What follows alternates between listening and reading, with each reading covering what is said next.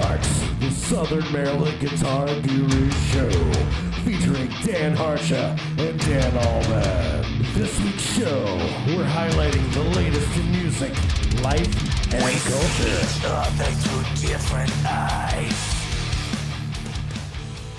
Yo, yo, yo, this is Dan Harsha, and this is the Guitar Gurus, and with me always is... Dan Allman here. How you doing tonight, bud? Man, this is going to be fantastic, and I'll tell you why. Why? It's episode 22. 22 happens to be my lucky number, so I feel like this is going to be just an epic episode. Oh, yeah, I'm with you, dude. Last week's show was just so killer, man. Setting up for this show. That's right. It was amazing last week, man. Wow. The viewership was incredible. Everything, the interviews, the graciousness of the guest, the candidness, everything was awesome, man. Yeah, man, I thoroughly enjoyed last week's show. Everything was clicking. Everybody had their point across. It came across great, and it was well received. Yes, it was. Well received, and it's Guru approved. Stamp. Yeah, I mean, my favorite parts of the interviews last week, we had Ken on, and he talked about Mike Watt and creating that bass. How cool was that, man? Yeah. To talk to the guy who works with the guy to get that bass made like that. Yeah. So, Ken was great, man. yeah, that was one of my favorite parts, and I've listened back several times. Yeah, I have too. And it's cool, real cool. It was amazing. It goes into the archives as just an incredible guest, man. Yeah. I thoroughly enjoyed interviewing him and talking to him. It was cool. We really didn't even interview. It was just like talking story back and forth. Yeah, he did. Yeah, we just had to sit back and just enjoy the ride, really. He's got thousands of hours of information he could share. That's true. Very true. And then we had Carly on from 3 Days of Rain. That's right. And she delivered, man. It was cool. She was on point, talked about everything, got everything that she needed to talk about out there. Yeah, it was a pro interview. Yeah, so my hat's off to her for that, man. And I got to make it out to see 3 Days of Rain soon, but that list of bands is growing on me. I don't know if I'll ever get to see everybody. It's going to be hard. But you just have to just do it. Oh, what's the time? Yeah. I mean, I can't even go see Vinny's band play this Thursday because that's when we premiere the show. Yeah, there's that. That's hard, man. Yeah. All these things are very hard to do. Yeah, but let me do this real quick. Oh, yeah. Pop an ollie real quick, man. Oh, yeah. I got to get into the zone. All right, you know what? I'll join you. Yeah. Oh, man. We're going to start this thing off right. That's right, man. We're doing it tonight. Lucky 22, baby. Right. And we got a show planned tonight. So let's recap. Well, let's go over the guest list for tonight. All right. In just a moment, we'll get the Ollie's Bar and Grill soundstage phone system cranking and get David Higgins of the Southern Maryland Chronicle for Higgy on the Beat. That's my buddy Higgy, man. I love this segment, man. Yeah. I love getting him on the phone and hearing everything he's got to talk about. Right. And he's going to deliver the goods for what's happening in Southern Maryland music this week. So it's going to be cool. Then we're going to get on Sean Kirkpatrick for Sean in 60 Seconds. Oh, yeah. And see what's going on in his world. And he's got a great topic for us this week. Oh, this should be great. This should be really good. Right. And that takes care of the show regulars. That's our show regulars spot. There's the regulars. Yep. And so for our featured guest this week, we got Amy Lloyd. She's a very big time musician in the church circles. And she's a teacher at Island Music. Nice. Guitar, vocals, she's cool. She does it all. So. And theory as well, I believe. Right. Yeah, so we're going to get her on and let her explain it all because I don't want to mess it up because she does so much. I tried to go through it all. I was like, look, you're just going to have to tell us. Right. Because I started researching and I was like, oh, whoa. Okay, we'll have you on. You can talk. Right.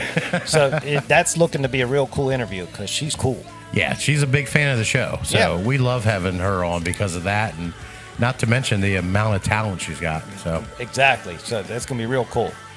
And then to finish off tonight's show, we're checking in with the guys over at Musical Osmosis. Oh, yeah. Our big-time friends of the podcasting community. Those guys really helped us out in the beginning. So we're recapping with Nick, and we're actually having Odell on the show tonight. Nick we've had on before. Now we're getting both of them, Nick and Odell, Musical Osmosis. Right. We're a podcast with another podcast on. Right. This is awesome. Exactly. You know we're geeking out over this. Right. And it's cool.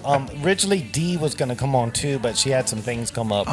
And she can't make it, but I still wanted to put her name out there, give her some shine, because she does a lot of background stuff for them. She works hard. So that's what we got planned. Cannot wait to get those guys on, man. And then we're going to throw in the Guitar of the Week from Island Music this week, which is that cool Takamine that Amy picked out. Yeah, she's invested in this episode. Right? So that's going to be real cool. Very cool. So we'll probably do the Guitar of the Week, then call Amy. That way it all syncs up. That would make sense, yeah. Right. Yeah. Cool. And then probably before we get the boys on for Musical Osmosis, we'll do the 2 for Tuesday shout-outs.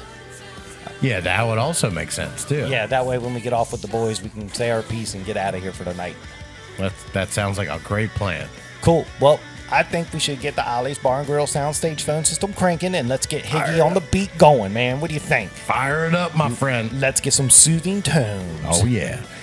It's the Southern Maryland Chronicle. You can find them online at southernmarylandchronicle.com. Follow them on Facebook and all the other outlets. It's ringing. Come on, Higgy. Let's see. This is Higgy on the beat. What's jamming? Hey, Higgy, it's Dan from the Guitar Gurus. You want to go on the air?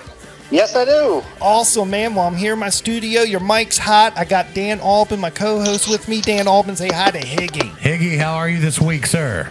Not bad. How are you doing, Danny? I'm doing great, man. We're loving having you here every week with us. I'm glad to be here. Yeah, man. We're excited to have you as the show news guy and just delivering the goods every week. So let's just jump right into it, man. What do we got going on in Southern Maryland music? Good evening, Southern Maryland. I'm Dave Higgins for Higgy on the Beat, coming to you live from the Southern Maryland Chronicle newsroom. This week we have another great weekend of live music. On Saturday the 20th, you got Robbie Kidwell playing an acoustic set at the Running Hare Vineyard in Prince Frederick. Cool. That same day, over at the Tavern in St. Leonard, you got Atomic Motel, Terminal Resolution, Stone Brew, Million Proof, and Crow Hunter.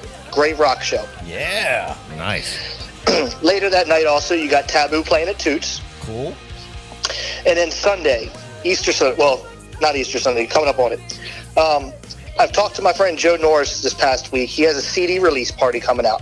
Ooh. So I sat down with a little bit, talked to him about this music. The CD release party will be Sunday the 21st at 2 p.m. at Summerseat Farm in Mechanicsville.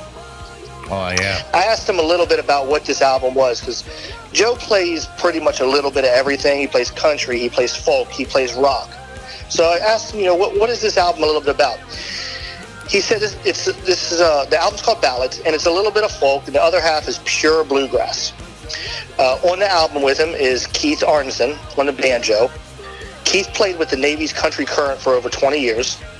You got Crosby Cofeld, who's an amazing fiddle player. You got Jeff Ferris playing on bass. Joe went ahead and told me they recorded this at Jeff's house in Choptico. Keith lives in Bowie, Crosby in Columbia. They all came down separately, added their parts together. I asked him what was kind of like the funnest thing of making this album besides actually making an album. He said he played drums for the first time in 50 years. Wow, that's cool, man. That's real great, cool, man. So this is a great show if you want to go, have some good music. They're asking for $10 per person, and they say bring a long chair, bring a dish to share, and bring whatever you'd like to drink. That's what's cool. going on. Some good things going on in your local music this weekend. But be sure to check out the local music schedule. We publish it Thursdays at 5 o'clock. That's awesome, dude. And then our show goes live at 8 o'clock with the premiere. That's right. So we line up awesome in that regards. So what's going on local news-wise? Any good stories this week we need to be aware News-wise, of? we got a couple great things to talk about. Cool. For all you fishermen and fisher ladies out there, Sunday, April 20th, opens the Maryland's Trophy Striped Bass season. Yeah. Now, this is the one time a year. It goes till about May 15th in most areas. You can go out and you can catch one 35-inch or bigger striped bass per day in the bay only. Cool. Now, I will say some of the news coming out of the Virginia half of the bay is they're talking about limiting the striped bass fishing either later this year or next year. So if you like going out there fishing for striped bass in Maryland, this is going to be your time because some of that may end up coming over to the Maryland side next year. Oh wow. So so go over the sizing again on that real quick. You're allowed to catch one 35-inch or bigger. Wow. Dude, Per Jimmy day. Jimmy Dar Per of day. 920D needs to come up here so we can charter a boat and go get a real fish. That's Yeah. all. That's all I'm saying. Because that baby fish he'd be putting on Facebook is nothing. I say we all do that. Let's all get together and do that. Have a day out, Yes, man. that would be awesome. We need to work on that. All yeah. right, we'll do that. So- After we get off the air, We've had some problems in area schools this past week. Oh shit. What's going on? This past week, Thomas Stone High School, we had a fight between two students. When the students were actually broken up and being restrained by some other teachers and some students, an officer was giving verbal commands to stop, settle down. One of the students would not comply, broke forth and came at the officer and another teacher and ended up having to be tased. Oh wow. Due to this, both students were charged with disruption of school activities and some other stuff, both charged as juveniles. However, just a few days before that, at Plata High School, another juvenile was charged with bringing a gun to school. Wow. I'm not sure what needs to be done here, but this, you're talking about two schools right there where these major disruptions. And then on top of that, a few days in between all this, you had a 17-year-old Plata High School student who was making threats about a possible shooting on social media. Oh wow. The sheriff's office did investigate this. They found that it was not a credible threat. There was nothing with safety for the students. The student was charged as a juvenile, though. So you've got 4 different students in the span of, I'd say it was like 4 to 5 days. Guns, fighting, social media threats. Wow. Not sure what the community needs to do in terms of this, but this is beginning to get out of hand. Yeah. I mean, we're just fresh off the 1-year anniversary of the Great Mills High School shooting. Yeah. Right. And then now you're seeing this just over the county line in the Waldorf and La Plata area. So I've got some opinions, but I'm going to keep them to myself. Well, I don't Because understand. I think I know how I can fix all this. Dude, This I isn't don't. the show for that, though. But I don't understand why it's harder to catch a flight than it is to get inside a school. Yeah. That's all. That's all I I'm don't saying. know. Well, that's cool, man. That's someone else's deal. They got to deal with. Yeah. Yeah. And we That's got just- one more big thing. This is coming up next weekend, not this weekend, but it's something of note. Southern Maryland is extremely rich in history. Everywhere you turn, there is a story to be told. In 2 weeks, at St. Clement's Island, will be the commemoration of the Black Diamond disaster. For those of you that don't know what that is, the Black Diamond was a barge that was put out off the shores of St. Clement's Island back in 1865.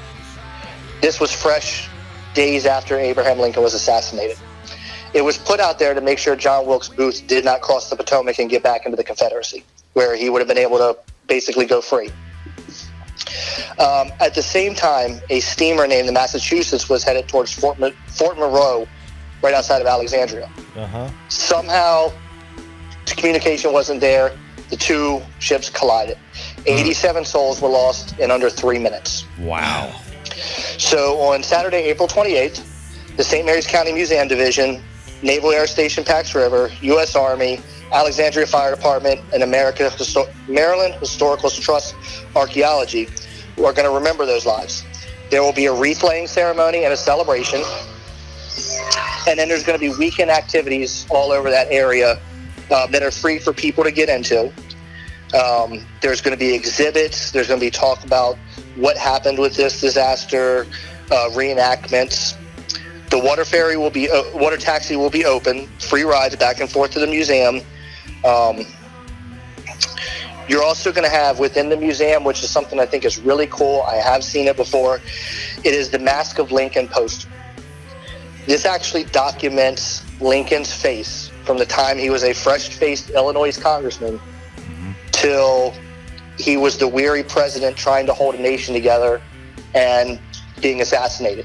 And you can really see how the stress of all of this took a toll on him. Yeah. That's cool. And a lot of people don't understand what kind of stress the presidents do go under. We've seen the pictures the past few presidencies of how they've come into office and how they've left. left. But this is a really good illustration of a man who was babyface Illinois congressman, and when he was assassinated, how much stress he had been under. Wow. So that's a pretty cool thing coming up next week, and if you want to get out there and get to do that. Yeah, man, that sounds real cool. Yeah, that sounds awesome. Wow, man. You're just delivering the goods, brother. Yes, and don't forget to send us your tips on what's going on in your community at tips@southernmarylandchronicle.com. And that's our weekly wrap on news. As always, follow the Chronicle on Facebook at facebook.com/Southern Maryland Chronicle, or follow us at www.southernmarylandchronicle.com for all your local, state, regional news, weather, and sports. And I will see you guys next week. Thanks, Higgy, man. You've been great, buddy. All right, go All Caps. right, guys. Go Caps. Yeah, go Caps, Yep, man. go Caps. Yeah, man. Cool, buddy. He hung up, man. He's out of here, He's dude. out. He's got work to do. Yeah, man. Love that guy, dude. Yeah, we love that guy here, man. It's David Higgins. Higgy on the beat with the Gurus, Southern Maryland Chronicle. If you're not going there for your source of what's going on down here, you're going to the wrong place. Exactly. Period. You need to go there like stat. Yeah. Stat. I check it all day. Yeah, it's my homepage now. Yeah, that's it. It's there, dude. It's just easy reading. It's exactly. There's no fluff. There's no Smooth. BS with it. It's a smooth website. It gets to the point. Yeah, there's no. I mean, he's got ads, but like they're right. It looks good. Yeah. They're entertaining. You know, it's right. It's done Yeah, right. So it is. Thanks, Higgy. Yep.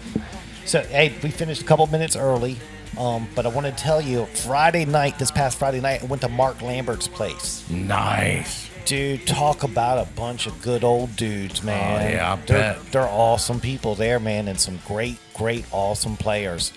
And, you know, it's the last time I've been playing in a band situation was with you over the summer. Then we ended it at the show at Rocktoberfest. Right. So I've been back into the studio doing a show deal with what I'm doing with my music and stuff. So I'm in studio mode Dan again, not live practice Dan. So I just thought I could just jump back into it and everything be hunky-dory. Nope. Nope. I mean, I struggled, It's humbling, man. isn't it? Dude, I struggled, man. And just, you know, I'm so used to playing with the computerized drums. They're perfect every time. There's never a problem. Right. But when you're playing with the humans, you know, everything's human. Yeah. And I've lost that touch, man. But those guys can jam. Oh, bet. Man, what a treat that was, man. We have to go together one night. I want to go. When I saw that you went, I went, oh, why am I not there? Dude, it was cool, man, and Let's those do guys that. are awesome, man. So Yeah. I definitely gonna go back. I got to just get some chops back, man. But Tom Mays from Vinny's, man, that dude's awesome, man. Yeah. Tom Mays, yeah, what up, dude? See, that's what you got to do. If you're feeling humbled by that, those are the guys you have to go jam with. They'll get you right back into I know, that. but I'm just saying. Yeah, man. So I had a great time there, dude. The scene and the atmosphere was phenomenal, dude. And those guys are great. I'll talk a little bit more about it later as time progresses in the show, but shout out to Mark Lambert and all them guys down at Mark's place, man. It was really cool, but this is the Guitar Gurus. We're going to take a quick break, and we'll be right back.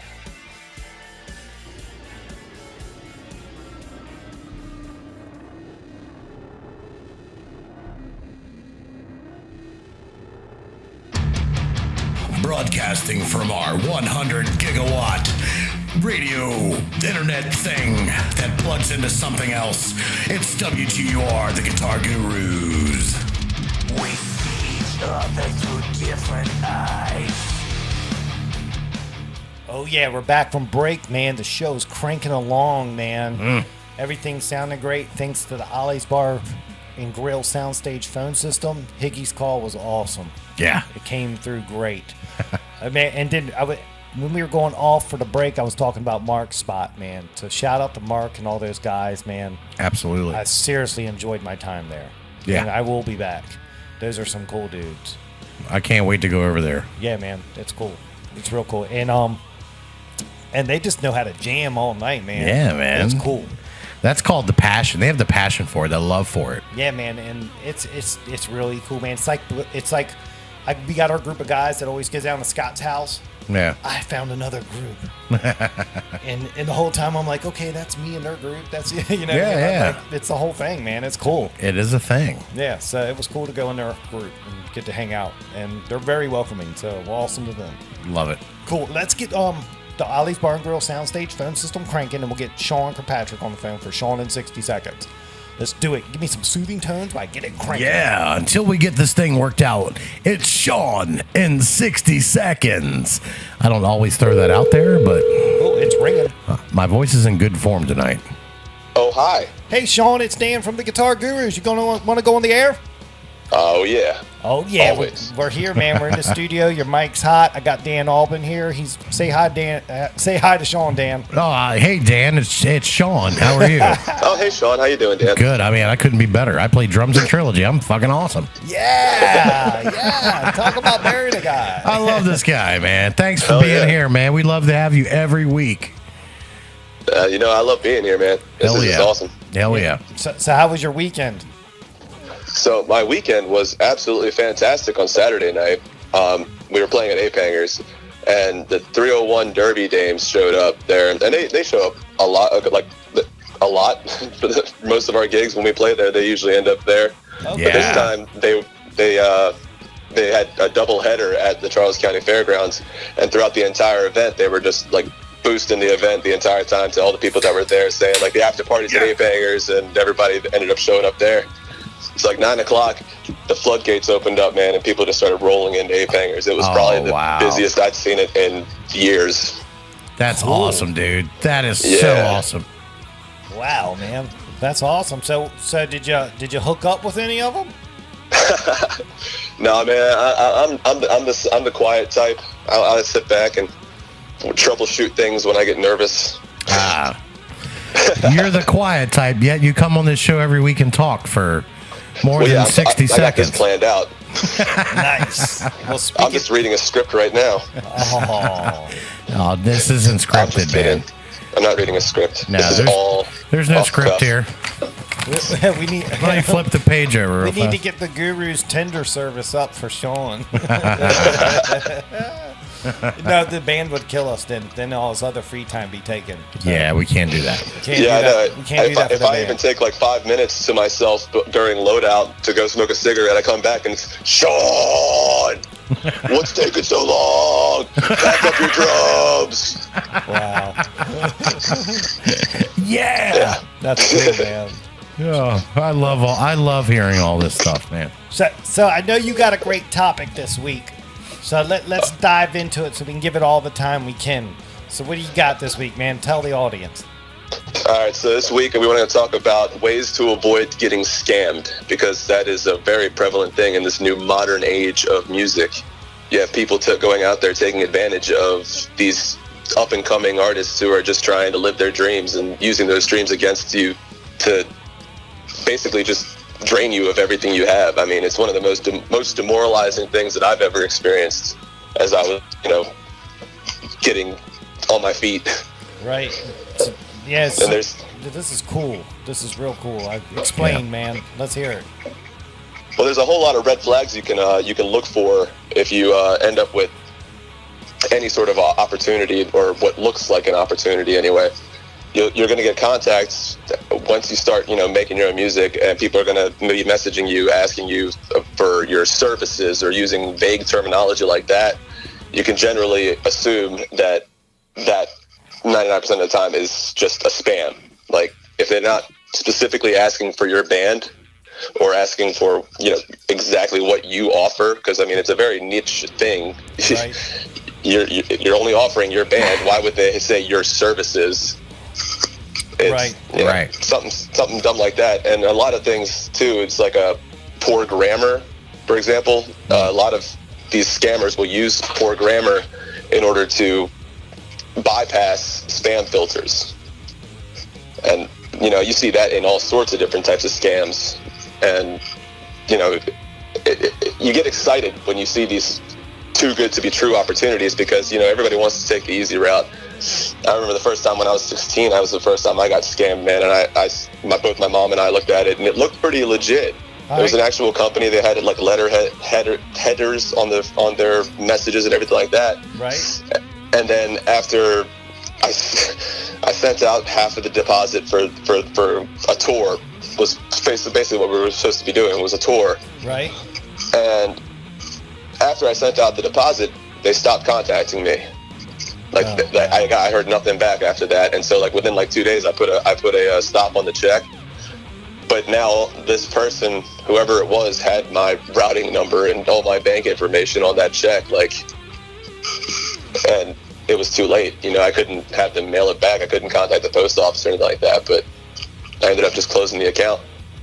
Right. Wow, man, that's crazy, man. That's crazy.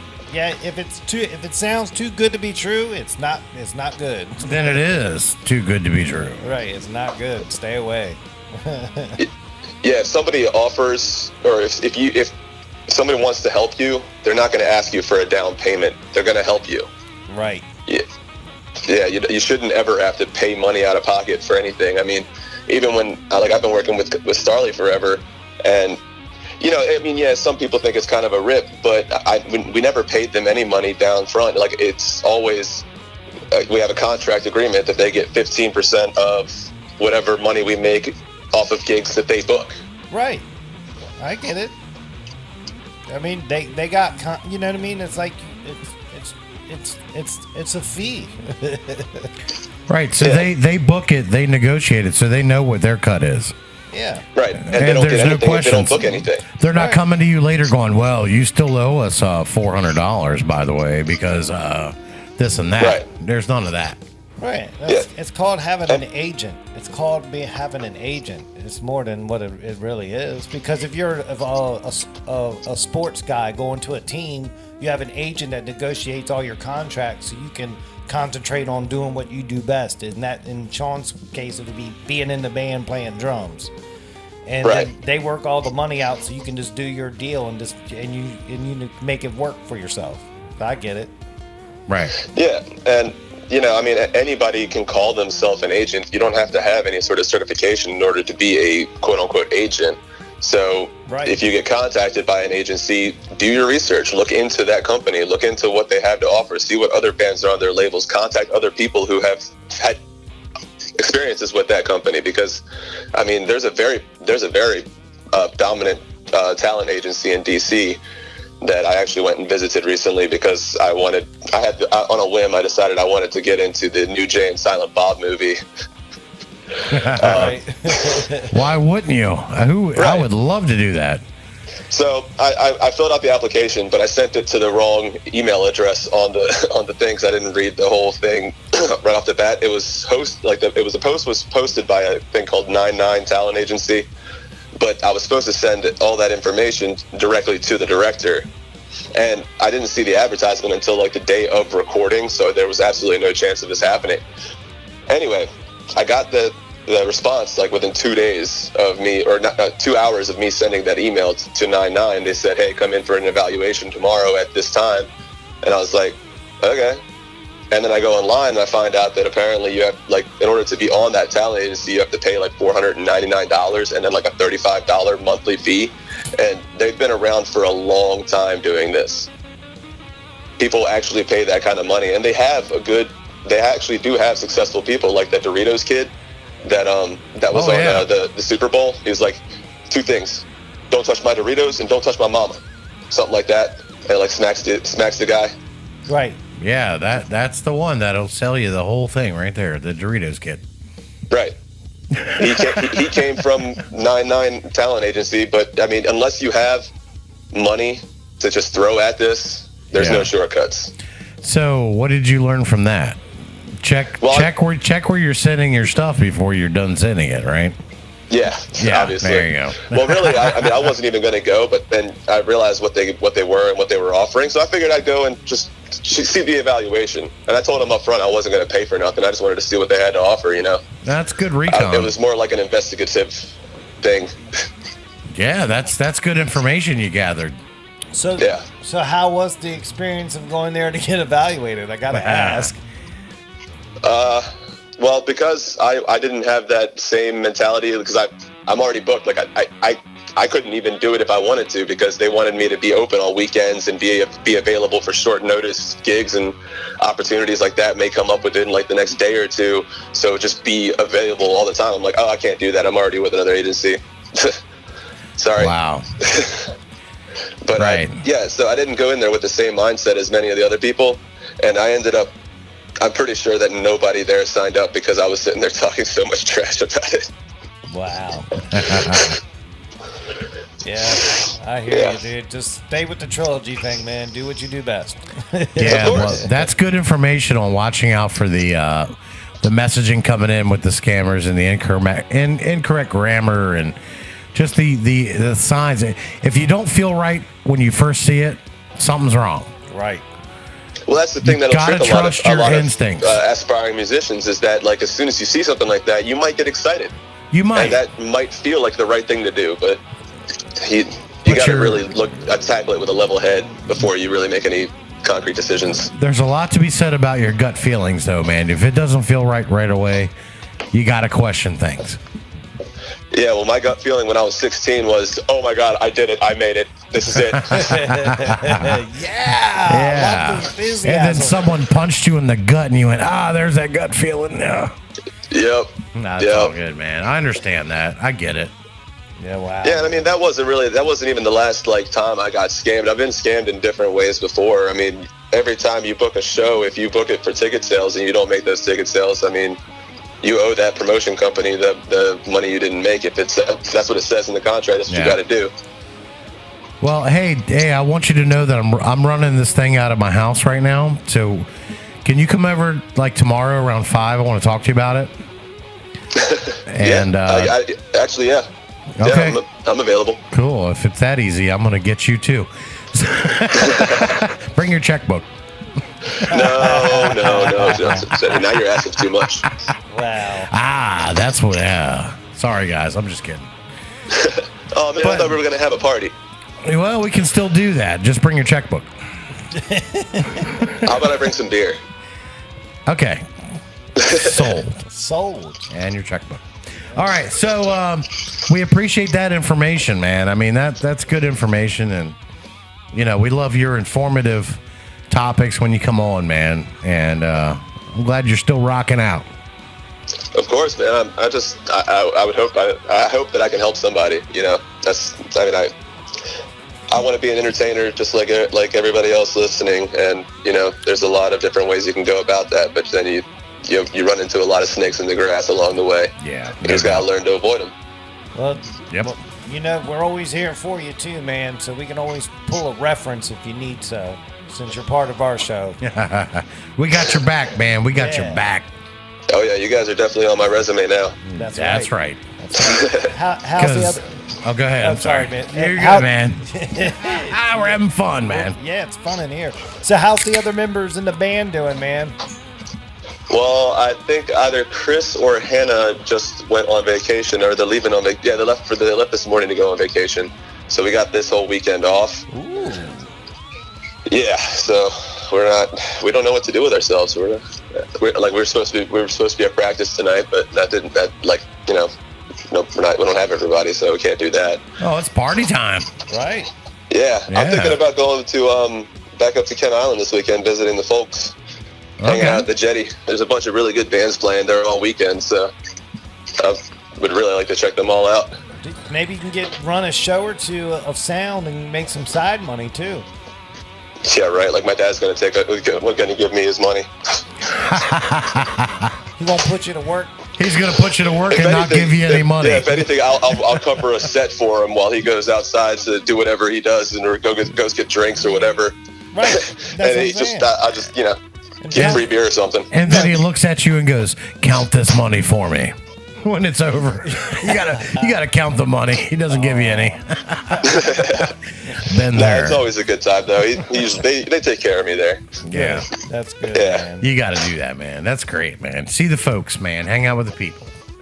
Yeah, it's been a while since I got to actually go hang out with them, so I'm definitely looking forward to that. And then I think next week we're actually playing at the Jetty, so it'll be 2 weeks in a row. All right, that's convenient. Well, that'll give you a chance to network a little bit, man.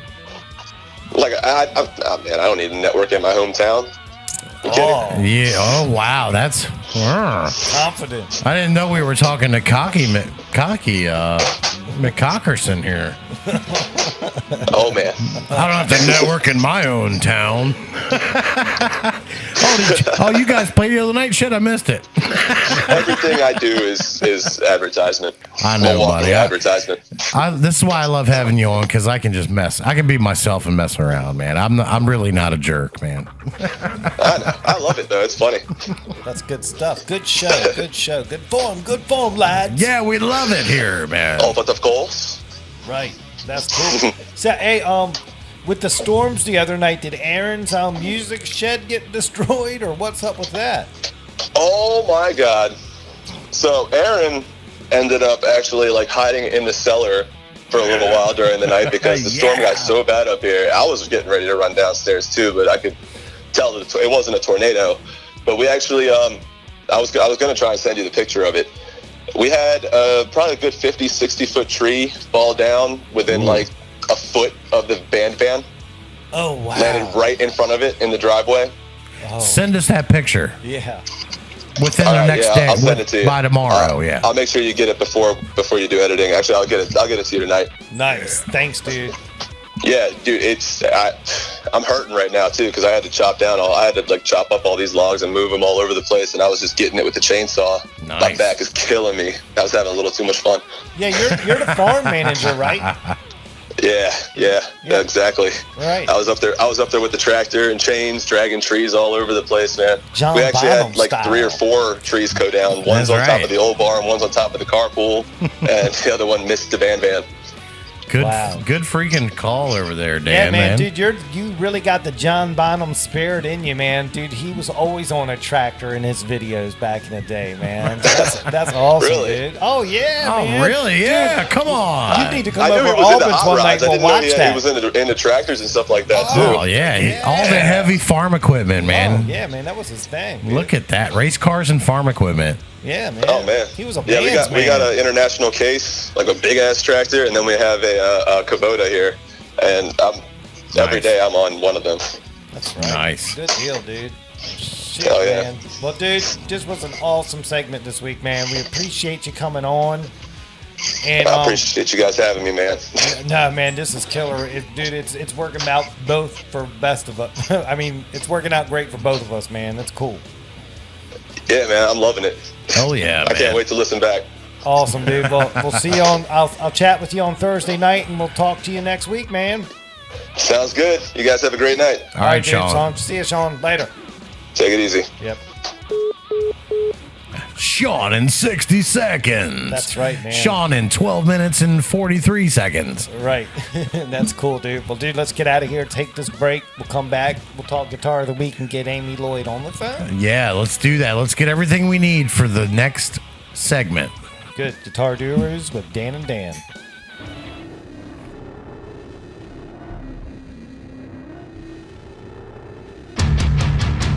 You're tuned in to the Southern Maryland Guitar Guru Show, the only show that Chuck Norris is afraid to be a guest on. We see each other through different eyes. Oh, yeah. We're back from break, and all I'm going to do is do this real quick. Yeah. Poppin' Ollie, man. Beautiful. Yeah, the night's going on great, man. It's How you going- feeling, Dan? So good, so good, so good. I've That's- popped a few ollies myself already. That's so. great, man. That's Yeah. great. So, what we got is the Guitar of the Week. And this week, it's a Takamine acoustic, picked out by our next guest, Amy Lloyd, because she's a teacher at Island Music. And when they were selecting the guitar, they asked her, since she was coming on the show, hey, you want to pick out the guitar this week? She's like, yeah, that'll be fun. And she picked out this cool acoustic. And it's not $1 million acoustic either. It's a very affordable acoustic.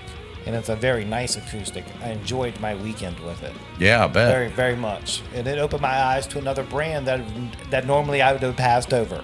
Yeah. So I won't lie about that. That's my personal thing. Because there's so many other brands I'm like inundated with. I've never Sure. given them the time. But since this was presented to me in this way, it gave me the opportunity to dig in, find out about it. Right. So I scoured the internets trying to collect information all about the guitar I was jamming this week. And I prepared just a little bit of notes on it. So let's talk about it. What do you Yeah. think? Well, let's do it, man. Cool. Well, this Takamine, the actual model number is a GN30CE, and the finish was natural. It's had that plain natural finish on the top of the acoustic, like we all have known them all the years. And what they call it is small jumbo, big versatility. All right, the Takamine GN30 acoustic electric guitar will seduce you with its rich tone, stunning good looks, and amazing playability. It sports a solid spruce top with mahogany back and sides. Typical acoustic kind of configuration of tone woods. Yeah. So it's awesome. So the GN30's cutaway next body style is what they call small jumbo. That's why they're calling it small jumbo. It's their body style, the next body style is what they call it. So it gives you that small jumbo body. It's incredibly comfortable, even for smaller players. Okay, and the solid spruce top responds beautifully to a light finger style touch, yet will sing with authority when strummed boldly. So it depends what you give it is what it's going to give back to you, man. And then when you plug into the preamp system, it just takes it to a whole nother level. Nice. And with typical acoustic preamps, you have to sit there and adjust it for your amp. Right. And the initial time to do the first time is really realistically about a half hour if you really want to dial it in and get it sounding good. Okay. And that's with anybody's. You just have to take that time the first time you do it to do it right. And once you get it dialed in, man, those preamps are cool, man. You can really do some cool things with them. So that part of the acoustic's awesome. So certified. And if you're in the market for a decent mid-price guitar, acoustic guitar, this is one to definitely check out because it's extremely comfortable to play. And if you just take a look at it at a glance, Danny, all right, it's got the what they call Takamine's TP4TD preamp system. Yeah. The next body style, NEX body. That's the original body. It's a scaled down jumbo at heart. Has a silky balance to the tone that supports vocals beautifully. That's what the body style is all about. It's just supporting the bridge, the music, and the vocals. And then the bridge has split saddles. Check that out, okay? With the pictures. Split saddles. So the wound strings have their own saddle, and the plain steel strings have their own saddle. So they're pitched perfect almost. Right, so that's a pinless bridge then. Yeah, no, you don't have to worry about them goofy pins that always get stuck and you play hell changing the strings with them and all that stuff. Yeah. Those days are over, man. Yay. So it has pinless bridge with the split saddles. And I'm telling you, man, the split saddles are cool because it isolates the strings. So the steel strings on their own deal, man. It really helps out.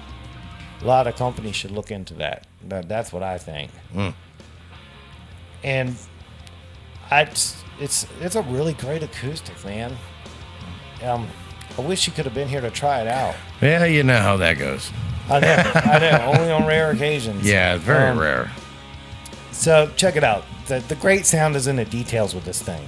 Okay, the GN30 acoustic electric benefits from the premium tone woods and Takamine's painstaking attention to detail. So it's crazy. What do you think, Dan?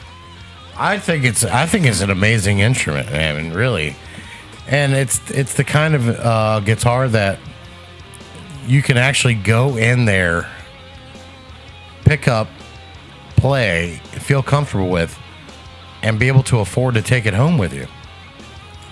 It's Ditto. not out of the price range where it makes you intimidated, where you're like, well, it's too much money. I can never do that. And it breaks the spirit of a player. Nope, not at all with this. At all with this guitar. You can take this home. Very affordable. Very affordable. And it feels good. Yeah, and it doesn't have that very affordable sound. It has a great sound. Right. That's it doesn't the key. sound affordable. Yeah, it sounds like $1 million. Yeah, dude. Yeah. Once you dial in that preamp with your amp, man, you'll be impressed. Because the bellyability, you just start flying around on that thing. Yeah. And it gets you wanting to jam, and it did me all weekend. It's inspiring. It was cool, man. I would have never in a million years picked it out to play for a Guitar of the Week segment. So that's how we're doing it now with them selecting it for us, where I don't know and I come and do the whole reveal video is working out like cool. Yeah. Because I just like that random chance. so I'm not picking out all the favorites all the time. Right. It's really cool. I know what you're saying. Yeah, because if I went in the acoustic room, I would have grabbed something totally not even near that realm. Yeah, you would have passed it up. Right, so I'm glad someone else didn't, and I got to experience it. Exactly. And it was really fun researching it because I never, you don't know until you have to do it. Yeah, it's an amazing guitar. It's completely versatile enough to handle whatever your mood is, man. Yep, it's cool. So let's do this. Let's get the Ollie's Barn Grill soundstage phone system cranking. We'll get Amy Lloyd on the phone, talk to her, and she picked it out and see what she thinks. Yeah, she hand selected this for the guitar of the week. That's right. So give me some soothing tones, Dan. Yeah. Get the phone cranking. All right. Okay, soothing tones. We need to get some music for this. Yeah. Oh, it's ringing. Man, that sounds so good. I know. Let's see what happens. Thanks, Ollie's. Yep. Good old Ollie's. Hello? Hey, Amy, it's Dan from the Guitar Gurus. You want to go on the air? Yeah, that's great. Cool. Well, we're in my studio. I got your mic hot. I got my co-host, Dan Albin, here. Dan Albin, say hi to Amy. Amy, thank you for spending time with us this evening. Yeah, thanks for having me on, guys. Absolutely. Our pleasure. I've been looking forward to this interview for quite some time now, Amy. As soon as I booked you, I was like, this is cool. I saw you in the store that one Friday. I got a real positive vibe when I met you, so this is fantastic that you're here finally with us. So thank you. Yeah, thanks, guys. So we just talked about the guitar of the week, that beautiful Takamine guitar that you picked out, and all I want to say is thank you. Yeah, I picked that out because I know you guys have had electrics, and I wanted to switch it up for you a little bit, but that guitar is so much like my first guitar that I bought. I bought that after, actually, I recorded my first album.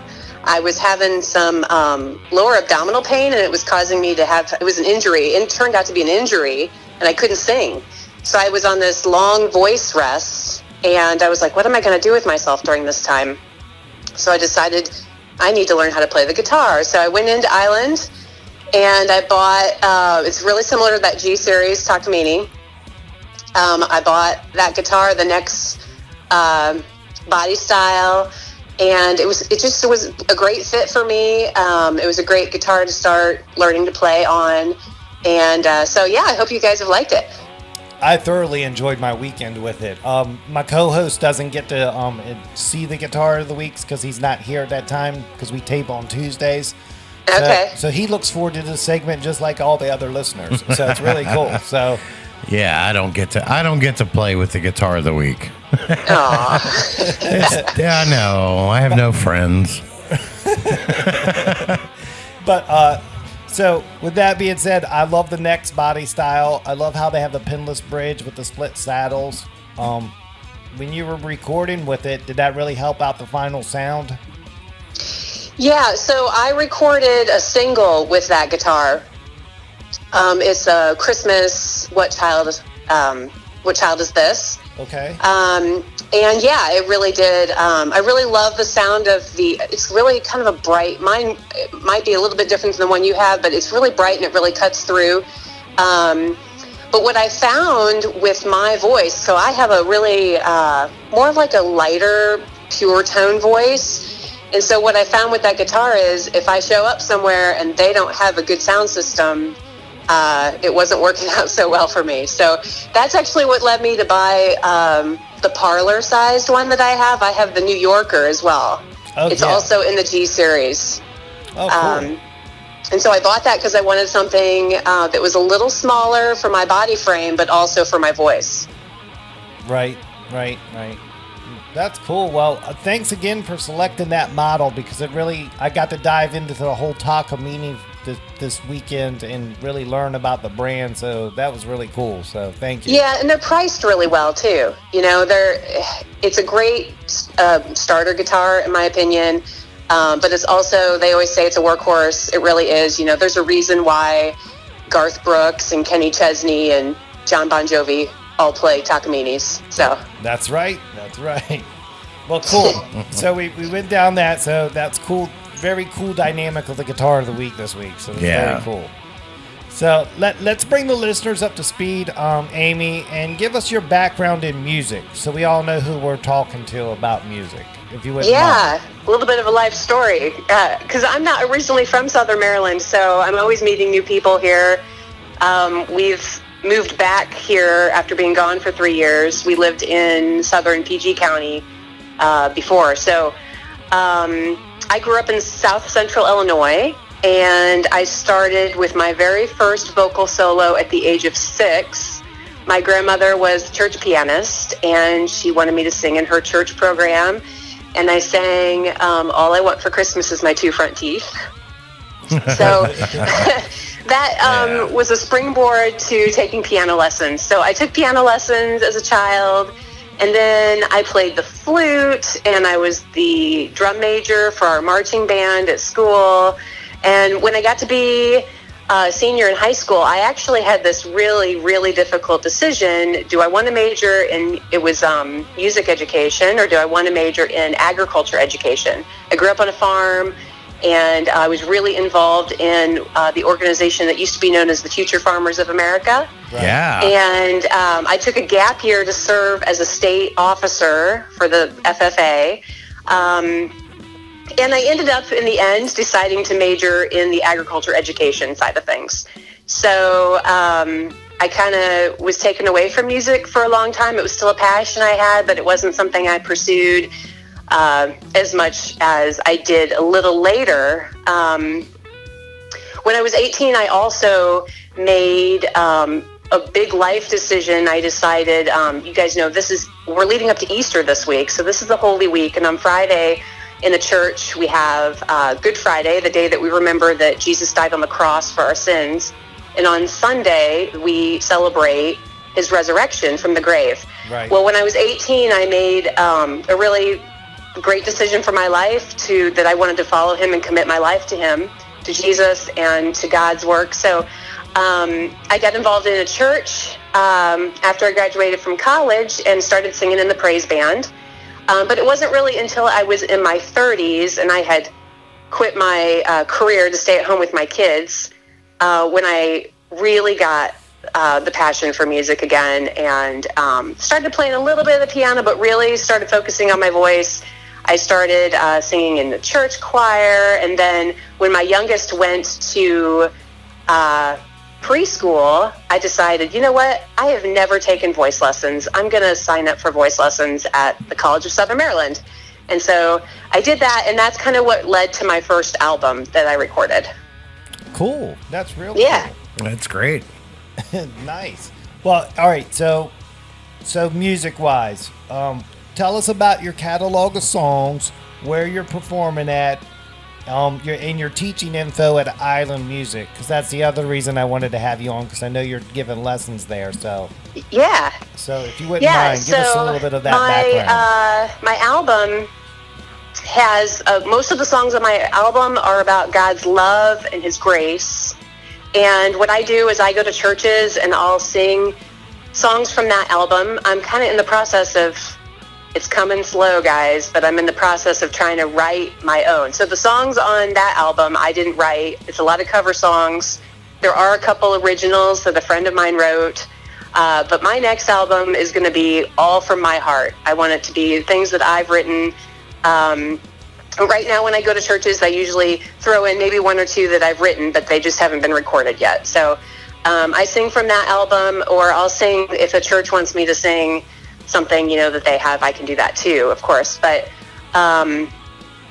so yeah, that's I don't have as many gigs on my calendar right now because I just moved back. So I'm so glad you guys have had me on this show. I'm hoping that, everybody out there, when you're listening, give me a holler, and I'd love to come and sing at your church. So then I started teaching at Island Music actually a month after I bought my first guitar. So we kind of rewind back to when I was talking about that. Keith sold me my first guitar, and I got to know Nikki when I was in there buying it. And she called me like the week after and said, hey, you were in the store and we listened to your album and we were wondering if you'd be interested in coming to teach. And I have to tell you, that was the furthest from my mind, something I never thought that I would do. but I said I would give it a try. And so I taught when I lived here before. I taught from my home. I taught mostly children in Indianapolis. And now that I'm back, I'm teaching adults again. So I have this big passion to teach adults because I just feel like a little bit with my story, you know, not getting into music professionally until my 30s, I just feel like it's never too late. And I have a lot of retirees who are my students right now, both voice and piano students. And I just feel like it's never too late to cultivate that love of music. And it doesn't, you know, not every pianist is going to be a concert pianist. Not every singer is going to be on the big stage. You do it because you love music.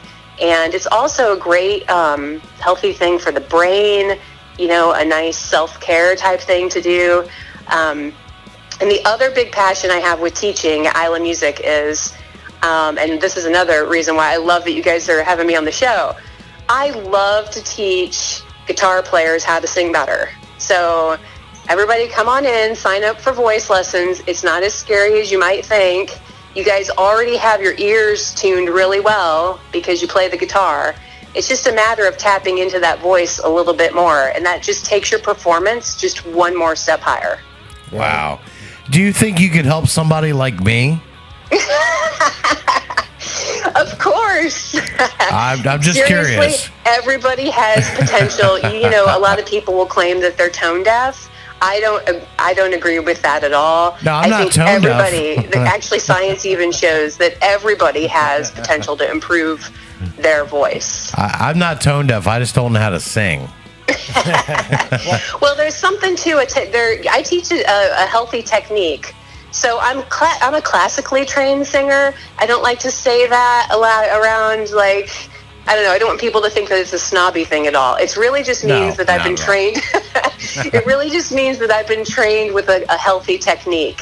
Right. And so it's really important to take care of your voice, you know, because you can't sing show after show after show if you're just not taking care of your voice. So I give tips on how to take good care of it, what to do when you get sick, and help you sing just in tune a little bit more. One thing that really happens when I'm playing guitar and trying to sing at the same time, I just get all this tension in my, you know, either my neck or my arms or wherever else in the body. We tend to wrap ourselves around that guitar when we're trying to play it. Right. And so we can really work on loosening that up and just having a lot more freedom in how we sing. So that's awesome. Come on in. Yeah, right. Sign up for voice lessons. And, and piano too, because you get the rhythm. Everybody should learn to play piano. I swear by that. Agree. Yeah. Yeah, that should be it. Well, you learn so much theory when you're learning piano, and that's why I like teaching piano. Any amount of theory that you learn makes you a smarter musician in whatever else that you do.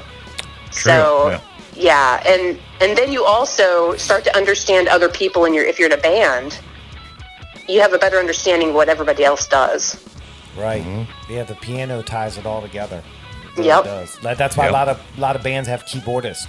You know, they're doing all that stuff, man. It's really cool. So that's right. That's why I wanted to. That was another bonus reason to have Amy on the show. She's doing vocals and piano lessons. You get two great ways of learning music through one awesome teacher.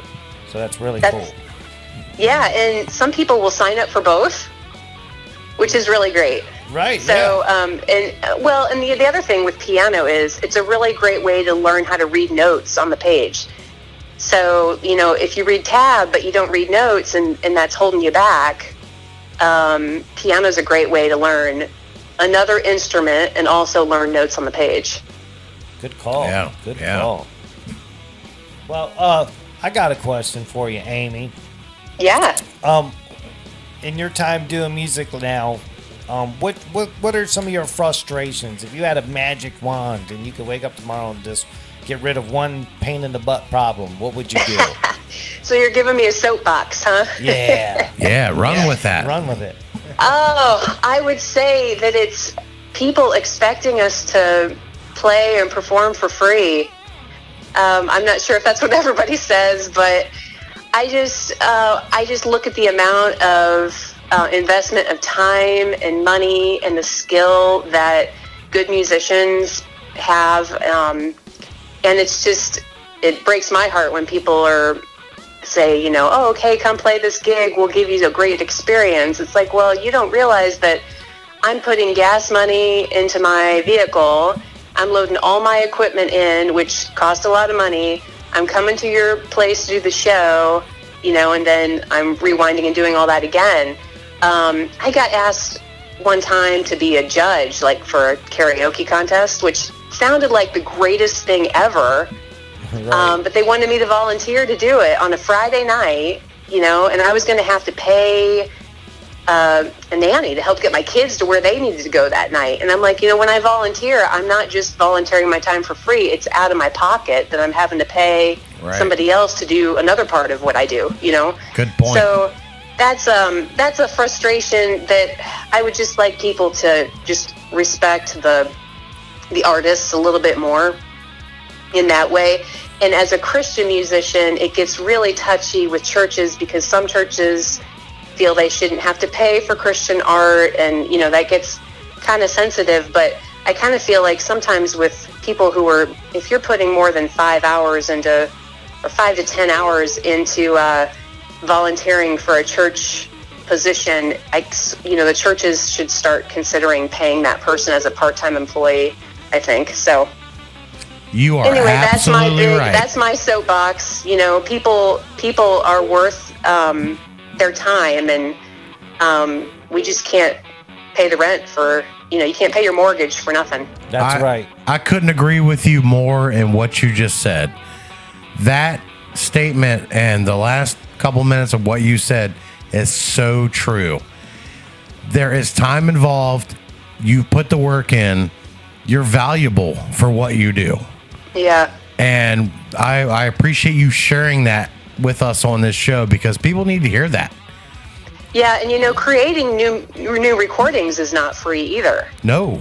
And everybody enjoys that via streaming, and I know that we're trying to change a lot of that and get artists to be getting some payment more for what they deserve, but everybody's enjoying music for free these days. So yeah. Are you any good at like painting interior and houses? Did you say painting interior houses? Yeah, are you good with painting interiors and houses? Because I'm actually allergic to paint. Okay, well, I would just want to know if you wanted to get some experience at my house. Right. Painting, I'll show you how to paint. Yeah. That's the whole thing. Exactly. We don't expect the interior painter. We don't expect the interior designer to show up for free. They're not going to. I'll pay. I have a friend who's an interior designer, and she charges probably $75 an hour. And she's worth it. That's right. Wow. That's right. That's cool. Well, yeah. Man, that was an awesome answer to an awesome question. And I really respect that answer, and I think everyone listening should take notice of that answer because she's right. Amy, you're absolutely right. Right. So, Amy, we got maybe 2.5 minutes left before the break comes up. We got one last question for you, and it's our signature question. Okay. We call it best gig, worst gig. You can answer in any order you want, but you got to answer both. And we got like a couple minutes left, so don't go too far down the rabbit hole with each one. All right. Let's get that worst gig out of the way first. Sure. What do you got? I've had some things. I showed up at a church once where I was told there was a sound system and there wasn't, so I had to do this unplugged thing, and it worked out fine in the end. It wasn't, that wasn't my absolute worst gig, though. My worst performance ever was taking voice lessons at the College of Southern Maryland. I was in the honors recital, and it was the last semester before I was moving away. Right. And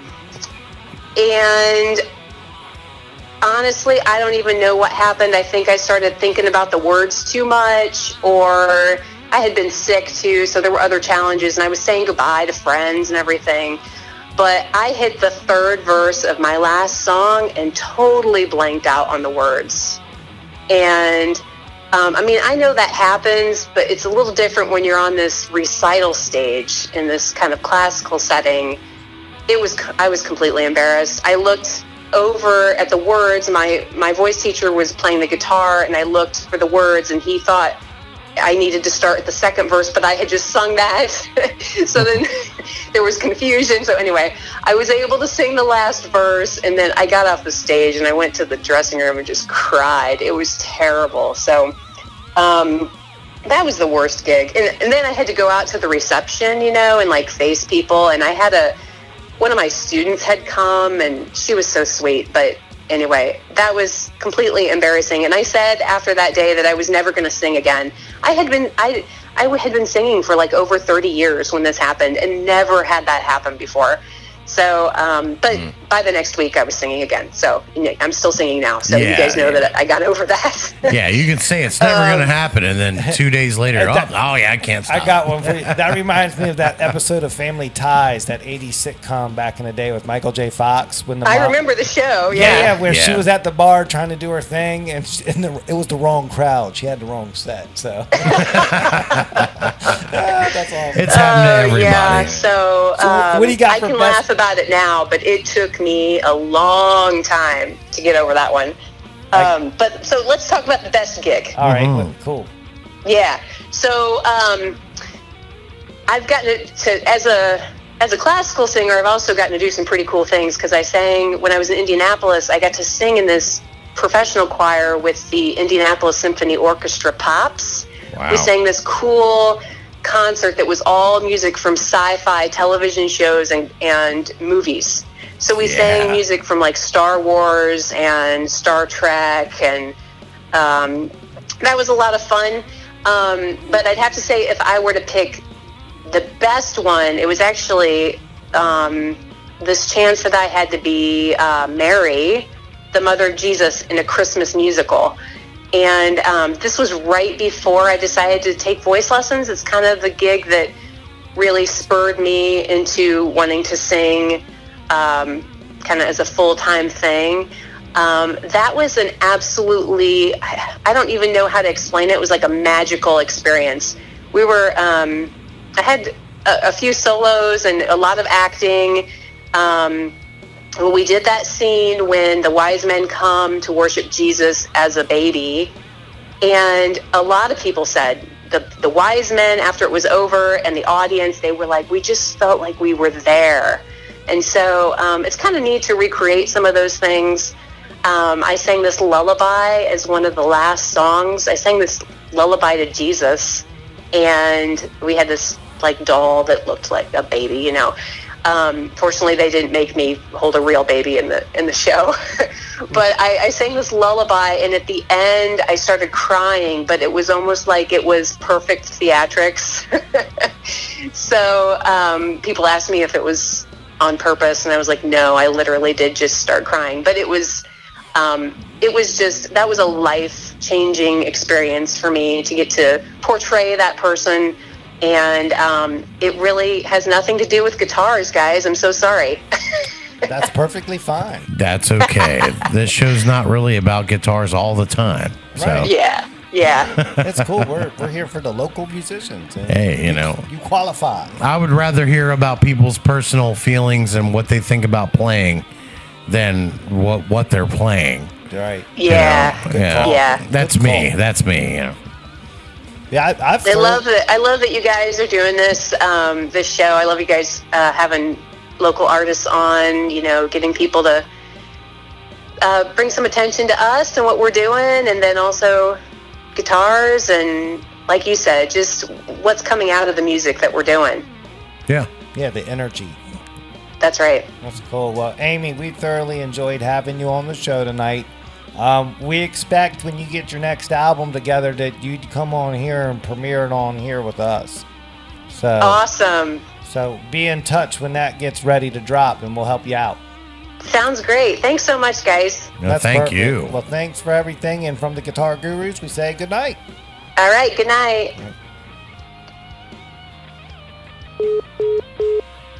Cool, man. That's very cool. That was awesome. That's Amy Lloyd.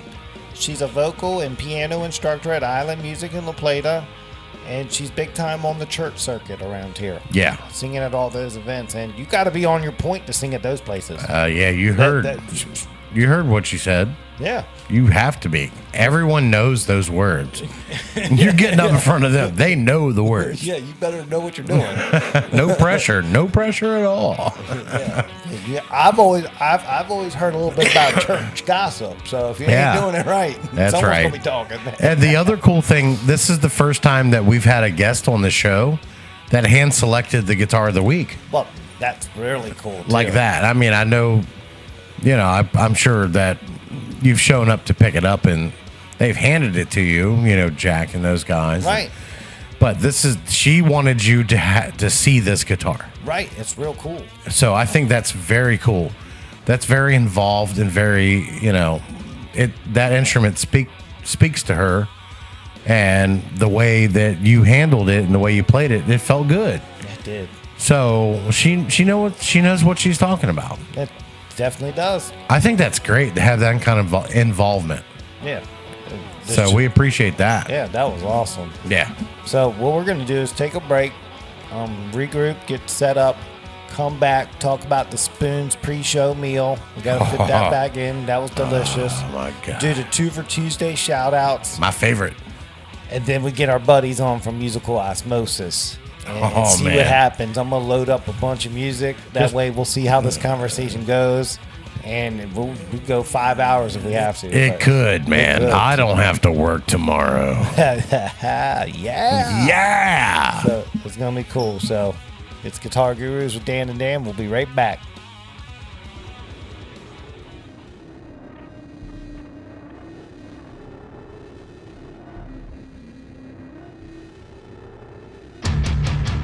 What's up, y'all? This is Sam Grow, and you're listening to the Southern Maryland Guitar Guru Show.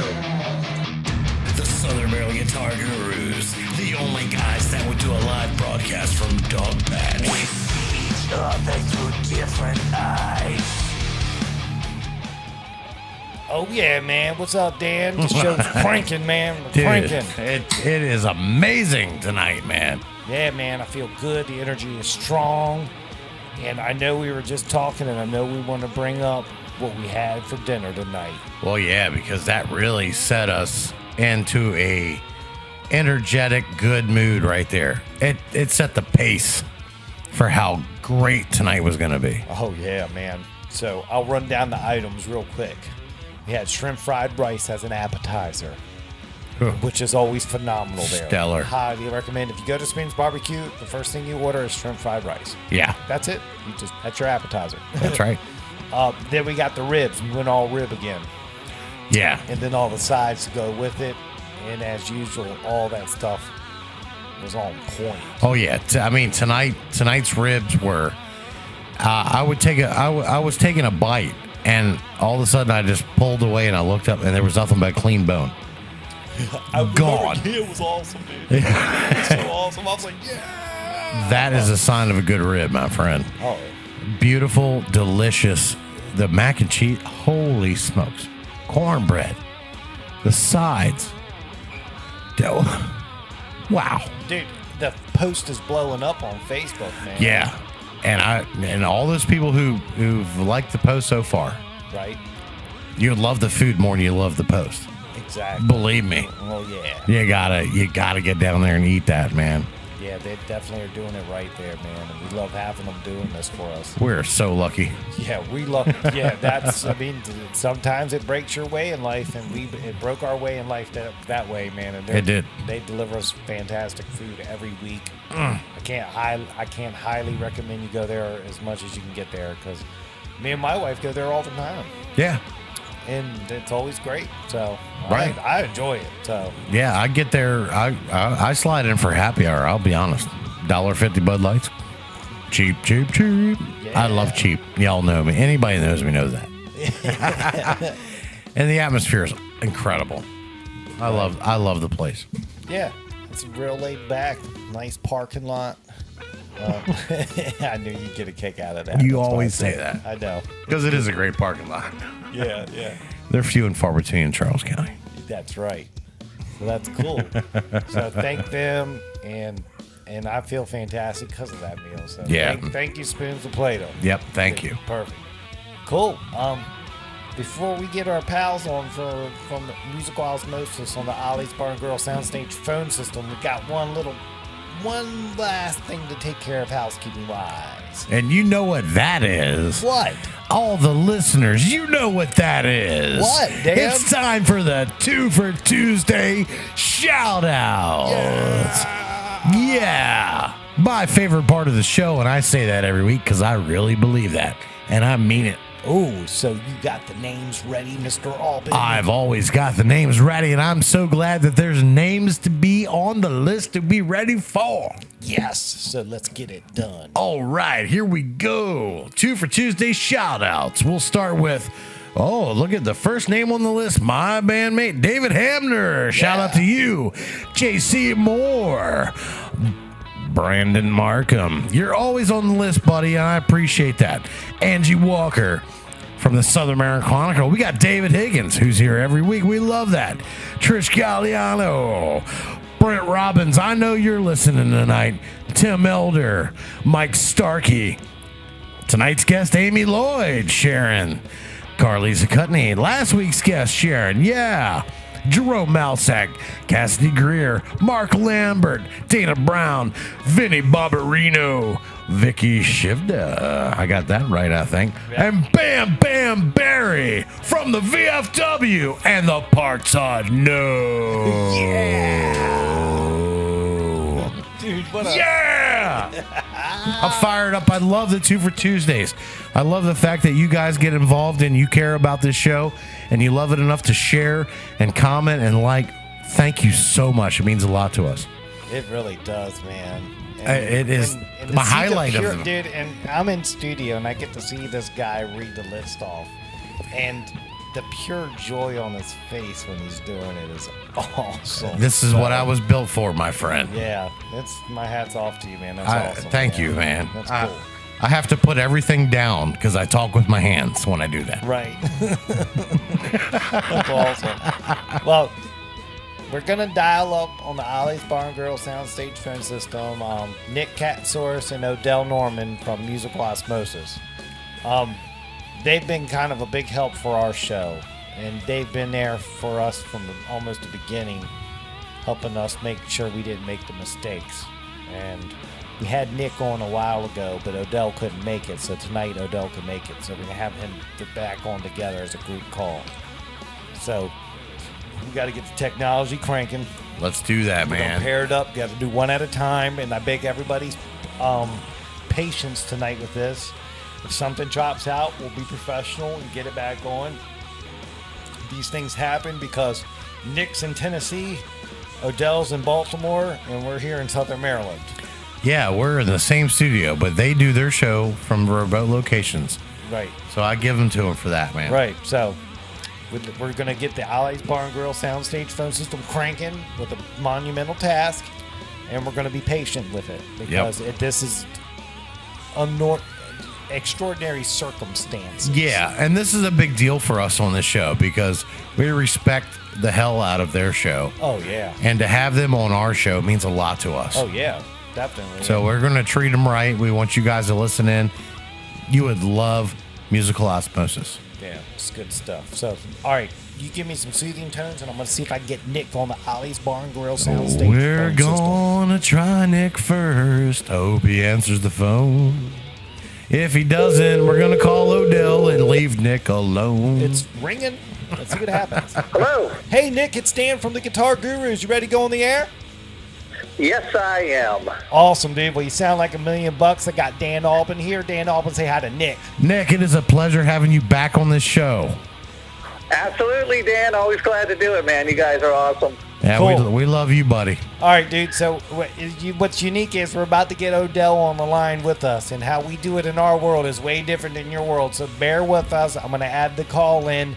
So if the signal goes dead, just stay put. I'll be right back. All right, brother? You got it. All right, cool. Let's see what happens, This dude. is dangerous. Yeah, give me some soothing tones, Dan. Guide me through it casually. Nick, hang in. We're going to call Odell. If he doesn't answer, this show went to hell. Okay, so soothing tones. I think we're going to be fine. Yeah, let's see. It's ringing now. Nick's on hold. Odell's ringing in. Yes. Let's see if we can get him. Hello? Hey, Odell, it's Dan from Guitar Gurus. You ready to go on the air? Yeah, brother. All right, dude. Well, we got Nick on hold. He's on hold on the other line patiently, and we're gonna mix the calls. All right. We're gonna mix it together right now. Let's see what happens. So bear with us, dude. Hold on. Okay. How long should we keep Nick on hold? I think we got it. Nick, you there? It's a party. Odell. What's up? Oh yeah, yeah. it is cool. We're having a good old foursome here. This is the first time we've ever been guests on a show together. Really? I know. This Wow. is a strange thing. We are. We're on the air every week together, but this is the first time we've ever actually called into another show both at the same time. We are honored that Yep. it's on our show that this happened, man. That's cool. That means a lot to us because we respect you guys so much. That this is happening for us, Likewise, man. and it blows us away. We're giddy and nerdy and like school kids right now because we love what you guys do. We respect you guys. We're all here, Right. Yeah. And the way I Hail, the gang's all here. I'm fired up, man. I'll admit it. and Fire off some bars of Rancid for you.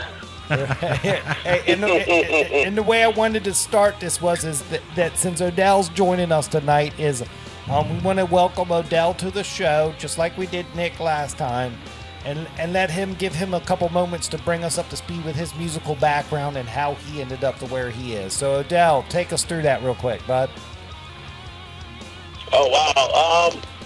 Well, pretty much growing up, I always listened to music. My parents were big music fans, so I grew up. My dad always was a record collector back when he was growing up, so he always saved those things for us.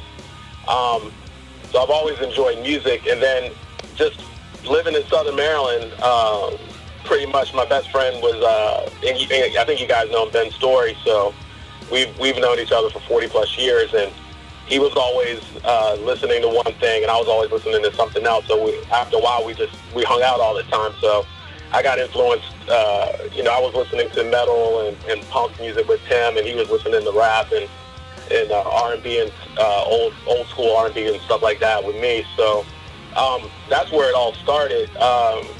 Pretty much, I think around the 90s, I guess it was 93 or 94 is when I met Nick at the Meatman show at the old 930 Club. Oh boy! Afterwards, What a night! so Wow. yeah, that was an interesting night. It was fun. It was a great night, but we always liked music, and I think '94. You always have that year in your life where you remember where things changed, and I think '94 was that year. I was basically going to shows all the time.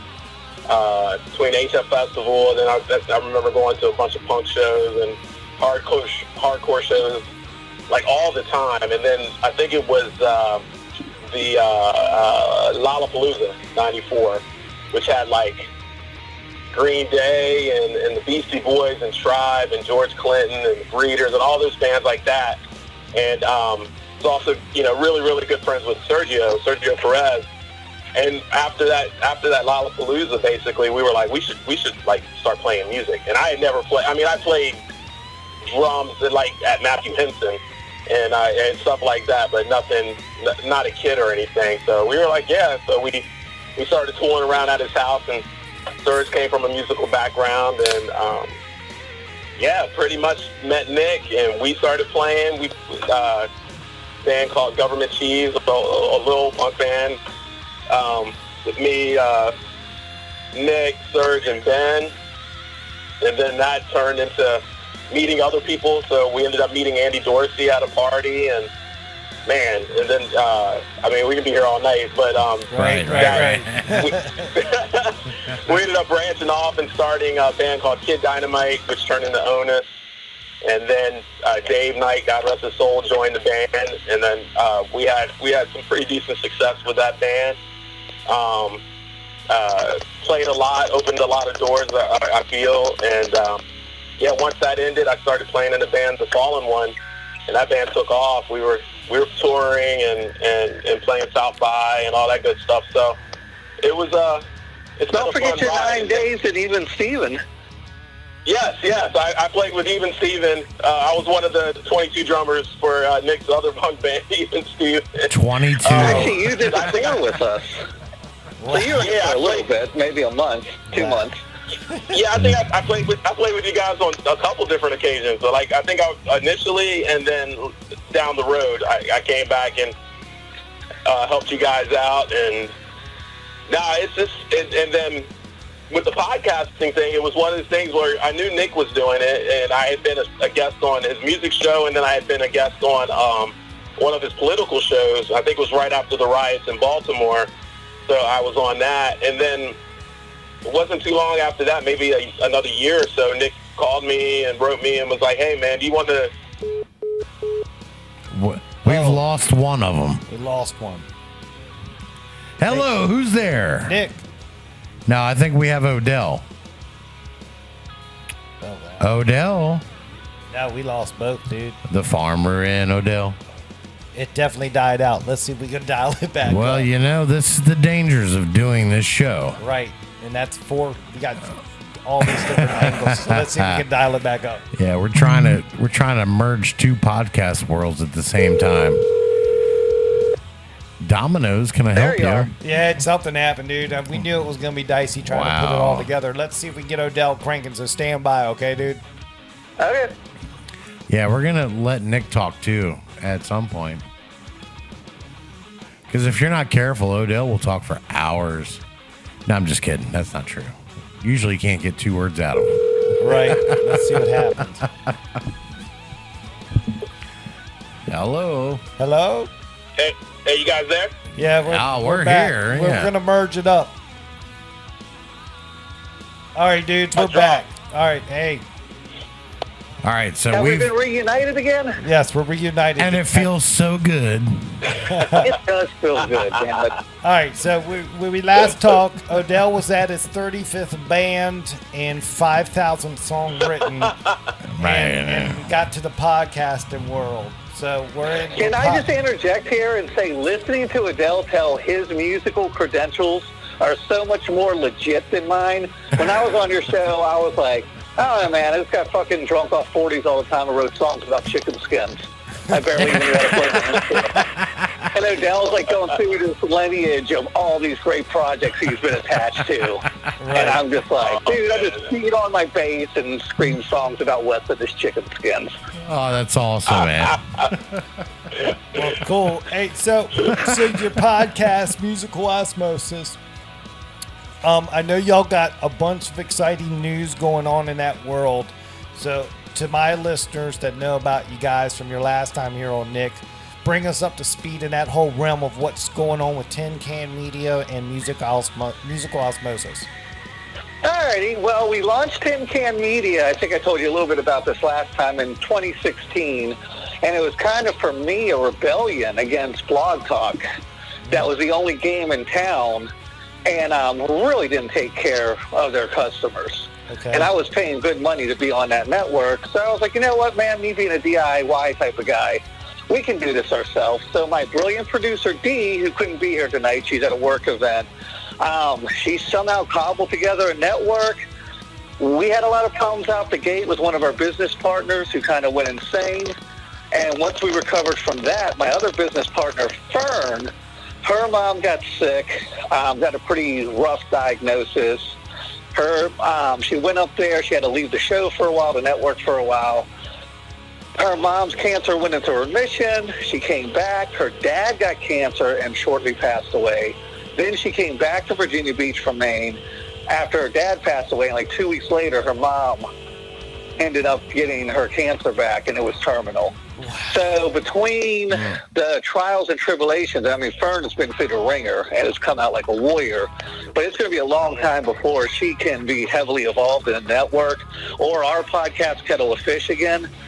And honestly, I just got tired of doing 10 things pretty well when I could just focus on 1 or 2 things and just be outstanding at them. There you go. And the music show has always been the show that's kind of been the flagship especially after the politics went away. The music show was a show that's always had the best numbers. Okay. Right. And and it was always just really easy for me to jump on air and talk music, and it didn't take as much research. I was like, you know what? Let's close down Tin Can Media. I'm spending a lot of money keeping this thing active. We're launching a musical osmosis site. We're going to do reviews. We're going to do video interviews. Of course, our podcast. I've got a lot of new ideas, and I'm just going to focus on the music and my work with William Sanderson. And I think it'll be a more cohesive thing. I just had too many balls in the air. Not that I wasn't good at them. It was just I was getting burned out, and I just felt like if I just focus on music, it's full circle. I started out in music. Now I'm full circle back to music. Would you agree with that? Did I frame that, you think, pretty well? I'm going to have to jump in here and agree with you. The music, that's the passion. That's the way to go. Leave the politics out of it, man. Just, that's, we've all got a comedy show. We talk with comedians and actors. So, I haven't done politics as a theme show since probably the election in 2016. That's a good when move, I checked right? out of that world. Yeah, right. So the music thing's a great way to go because it's what you love it. You love it. And we can argue over who's better, the Led Zeppelin or whoever. And that's a good, healthy argument. Right. Music arguments are always healthy. Political arguments are not healthy. They are never healthy. No. And another thing is, I either interviewed or got rejected for an interview by everybody in the entertainment world. And I've made some great friends on the actor-comedian side of it. Right. But I had already talked to like Jamie Farr, Margot Kidder, all of the big people, and all the people on, smaller TV shows like Wrecked, like George Basil has been on the show a bunch and stuff like that. I was just reaching out to random comedians that I wasn't really passionate about. I just kind of needed filler. And I don't feel like it was fair to them just to be like, hey, you want to just come on the show and talk? But I never run out of bands to be passionate about. No, never. And who that's the hell thing with music, Yeah, Odell, talk. Go ahead, man. Oh yeah. No, I was just saying that's the fun thing. Like you were saying, that's the really cool thing about music because there's always an interest in something. You're always researching. So it's either you're finding stuff that's new that just came out just blew your mind, or there's stuff that you're like, how did I freaking forget that? I just never had time to go over. I never really listened to that band or that artist, and you go back and listen to it. And that's the fun thing with music. And like you said, the debates are always they're great. The debates are fun when you can sit there and ask who's your favorite drummer or who's your favorite bass player or whatever. So. And like you said, especially in this climate today, I think that's even more of a healthy option. Plus, there's always another rabbit hole to go down. We just booked Bonnie from Death Valley Girls, and when I was looking at her video, I got turned on to Dead Sarah, I got turned on to the Nearly Deads, and all these other bands that I had never heard of. And I was like, oh man, now I have to talk to these bands because they're doing something completely different. Right. So, it never ends. Whereas comedians, it was like, all right, you're kind of like an old comedian. You're kind of like a more old school. There was just so many places it could go. It was just limited after a while of who I could talk to find new we had an astronaut on, magicians, models. Like, I really stretched the format to get as many diverse people in there as possible. And I just feel like I mined all the gold out of that particular project. And after 4 years and 103 episodes, and also I was running Dee was producing a lot of his other podcasts, and we were putting them up and promoting them. It was just a tremendous amount of work, and I just don't feel like the payoff was equal. Not even monetarily, just the payoff for my time. Oh, wow. Yeah, you definitely put the work in, man. There's no question there. Yeah. I'm the kind of guy that likes to work smart, not hard. I want to chop down that tree with an axe, not a fucking sledgehammer. So when I see something's no longer working, I'm okay with switching my focus and moving on to something that I think is going to work a little bit better. Yeah, that's the evolution process. Right. Yeah. Mm-hmm. Evolve or die. Who's got a Keurig, man? Y'all making coffee over there? Because good Lord, man. Yeah, I think it's something on the line because I'm hearing it too. You got the ghost of Tesla in your background or something. Hey, can I plug William's book real quick? Yeah, absolutely. We love William. We just opened the book up today for pre-orders. Yeah. All right, before you do that, we just want to say we love William on this show. He is. Oh, I know we you do, man. You guys are very interactive. Oh, yeah. And what do we have to do to get you guys with him on this show? Yeah. What do we got to do? Oh, I'm sure I could talk to William about that. All right. I mean, he's kind of got a music background. He knew Elvis, and he grew up in Memphis. Yep, Okay. Or Nashville. Yeah. Well, then, book it, man. then plug away, my friend. Plug away. Oh wow, the Keurig game back. There it Yeah, is. the Keurig's back. So, Nick, by all means, please plug away, dude. We love it. We love it. All right, so today William's book came out for pre-order. On Amazon, you have to put it up for pre-order for 30 days before the release date. And the name of the book is Yes, I'm That Guy. And if you don't know who William Sanderson is by name, he is the mayor, E.B. Farnham on Deadwood. He played the sheriff, Bud Dearborn. I never really watched True Blood, but he was the sheriff on that. He was the scientist, J.F. Sebastian, in Blade Runner. He was probably most famously known excuse me, as Larry. I'm Larry. This is my brother Daryl. This is my other brother Daryl. From the old Newhart show. He's done the A&W, old root beer commercials. He was Lippy and Loathsome Dove. I mean, he's got a really esteemed career. He's got over 100 clips. Yeah, that's cool, man. And one of the nicest guys, period. Oh, yeah. I mean, he's never get to humble. I think to. I said this last time. He lives in Harrisburg, and just a regular middle-class neighborhood in Harrisburg. He doesn't have to live there. I'm sure he's quite affluent. He could live in L.A., but he just doesn't want to deal with that hustle and bustle. So he just chills in Harrisburg, and he said most of his neighbors don't even know who he is. That's We went out to dinner, and some people asked him for his autograph because there were younger people who knew they know who he is in Harrisburg, but Right. just like average people in like a neighborhood, some of his neighbors don't even know that he's the William Sanderson. So, I mean, that's a very humble life, and I respect that. William's one of the coolest people I've ever met. That's Yeah, cool. he is. And we hope he come out for his book tour because he'll be doing some book signings in Baltimore. I'm actually helping him out with the book release, and I'll be working with him on any of the Maryland dates and stuff at his book signings. Okay, so yeah, So we're in the process of setting that up now. if he's gonna do some Maryland dates, then that'd be a prime time to come on the show to help get some people out for that. Yeah. Oh, yeah, absolutely. I don't have the exact dates yet. there's a lot of moving parts to this that we're trying to piece together. This is all still kind of new process for him. It's his first book. It's actually a memoir. Yeah. But yeah, absolutely. Everything's open right now. I don't care if you guys call from a 7-Eleven parking lot in Pasadena. Just good. That's probably what's going to happen. I'm okay with that. The Circle K? Well, yeah, we'll make it work. It better be in Severna Park. Well, that's the only way I'm taking that call. Royal Farms, not a Circle K. Yeah. You call me from there, we're hanging up. Yeah, it's got to be We'll a call you Royal Farm. from a Kenny Rogers Roasters. They still have those? Yeah. No, they're done. No, they're gone, man. I think they do. It's an AT&T store in Waldorf now. Can we call you from the last Blockbuster? There's one Blockbuster left in the world in like Yes. Seattle. One Blockbuster. Yeah, Ben Dorgan. It's actually Ben yeah, Dorgan. let's do that, man. Is it Oregon? Yeah. That's awesome. Hey, Doing good business. So here's my musical debate for tonight.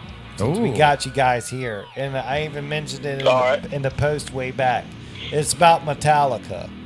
Why is Metallica the only band that's not allowed to change their sound as the years go by without everybody freaking out and jumping off a cliff? Come on, man.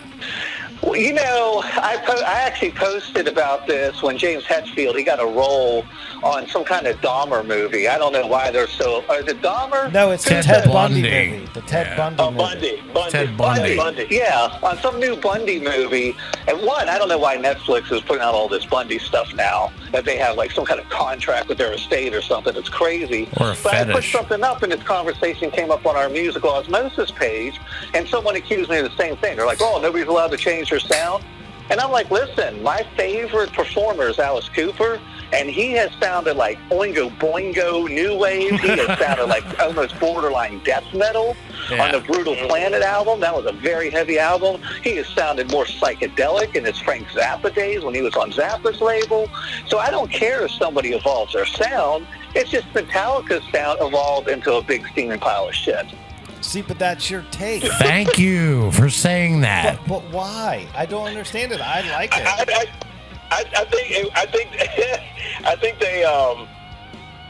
I think their last couple albums have actually sort of that stuff in the middle. I forgot what they were doing in the Saint Anger and all that stuff. Yeah, but the stuff that it was funny how they went from thrash to to what they were to the height, and then all of a sudden they tried to do this like poppy metal-ish stuff, and then they went back to the thrash, and I was like, okay. And so it's almost like they just did a full circle, and you can't. I mean, I don't think if you don't like it, if it's not your cup of tea, it's not your cup of tea. But I as an artist, you got to sort of stretch yourself. You can't just keep playing the same type of stuff over and over again. You have to evolve. You can't. Yeah. But I mean, if you look at a band like, for example, I'm a huge Deftones fan, right. And I like all of their stuff. But some people were like, "Oh man, White Pony was like the worst crap." I'm like, "Are you serious? That album is phenomenal." And now people go back and listen to it, and they're like, "Damn, that album was really good." Same with like Weezer, Pinkerton. Pinkerton was one of those albums where people were like, "This doesn't sound anything like the Blue album, so it sucks." And then decades later, people are like, "That album was phenomenal. Oh my gosh, where was this?" And it's like, I love that record from day one. I've loved that album the whole time. I think they're kind of the epitome of what Dee Snider calls the shining gem theory, where you have this precious gem and you want everyone to see it, but then as soon as everyone sees it and wants it, then it no longer has value. And a lot of bands kind of get thrown into that bucket when it's like Green Day got thrown into that bucket. When they got so popular, the people who were their original fans no longer wanted to do anything with them, wanted to listen to them or anything, because they'd see 13-year-old girls at the mall in Green Day shirts. And I think Metallica they're a bit of a victim of that as well. That's not why I jump ship, but I can understand the people who jump ship for that reason. No, my thing is I love all music now. I don't pick sides. I just want to listen and experience everything. And if you change your sound for an album. You'll get back to it eventually. But everybody's like, "Dude, after Justice, I was out." I'm like, okay, why? I mean, you couldn't spend an hour listening to some music? Really?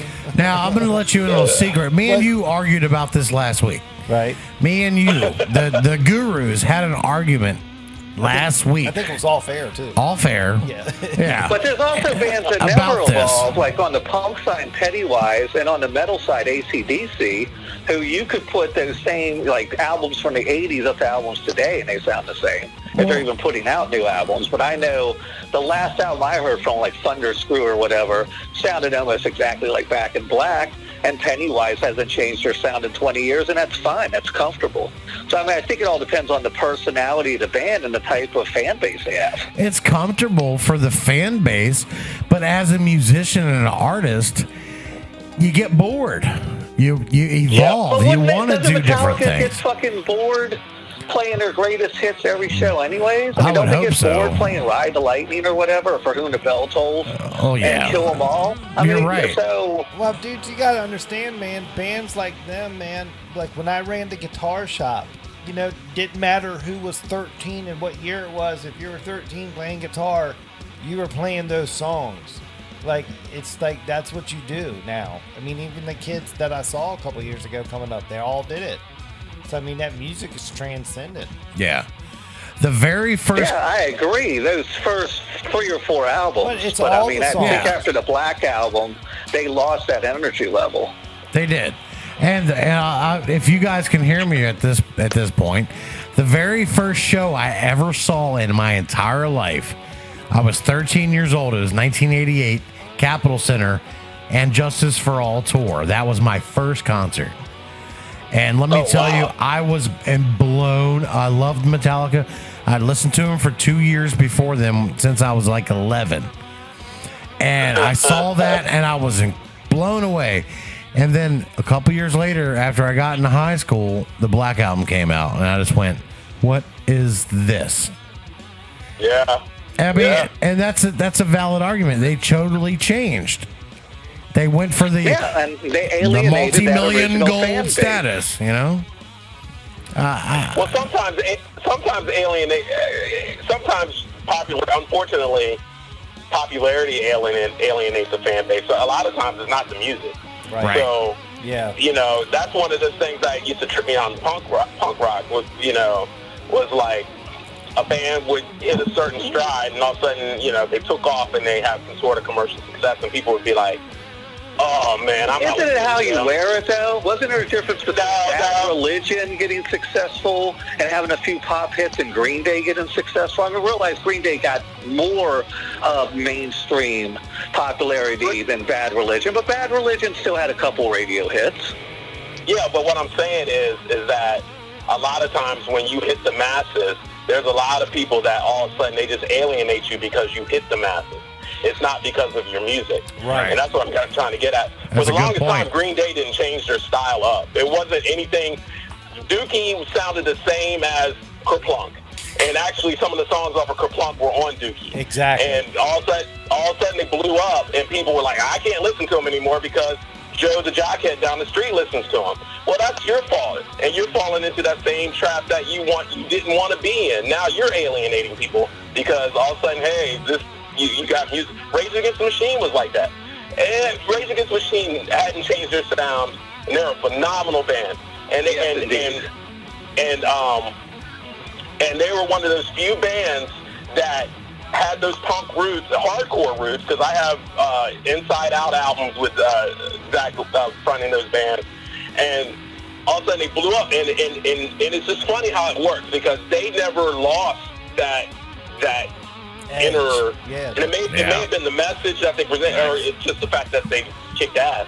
But it's just funny how people, the music, and then you could go reverse, and you could take a band like Sugar Ray, who were like a really hard band when they first came out. Then they had a pop hit, and then they kept trying to do pop hits, and then everybody was like, okay, look, man, we're done. You can only have five. Did the same And they thing. got really Sugar Ray. Sugar Ray. Yeah, it's unbelievable. Yeah, it's unbelievable how that works out. Just, Dan, do I have time to tell a real quick story that's kind of relevant to this? I can, but can I first say, Odell, that you made a fantastic point with that, man. You resonated with me. I understand what you're saying. That is a fantastic point. All right, Nick, what do you got, buddy? You got time. Take your time. Who's making coffee? Okay, you kind of blipped out on me. I said, you got time. Yeah, let's do it, dude. You got time, man. Let's do it. 1994, I'm working at Ruby Tuesdays in Waldorf. I worked in the kitchen. All of the kitchen staff were punk kids. We were like in our early 20s when we worked there. All the wait staff were like these more preppy college kids, right? Yep. So we would always play our punk music when we closed over the intercom. We'll put the little boom box up to the microphone and play it throughout the kitchen as we were cleaning up. And the wait staff would have to come back there and count their tips. So they started getting pissed off because they hated hearing Jawbreaker and Sam I Am and all these bands while they were trying to count their money, and they had no idea what this stuff was. They don't know how to count. The waiter comes in and he loses his shit. It's finally too much to bear. And I'm playing The Offspring.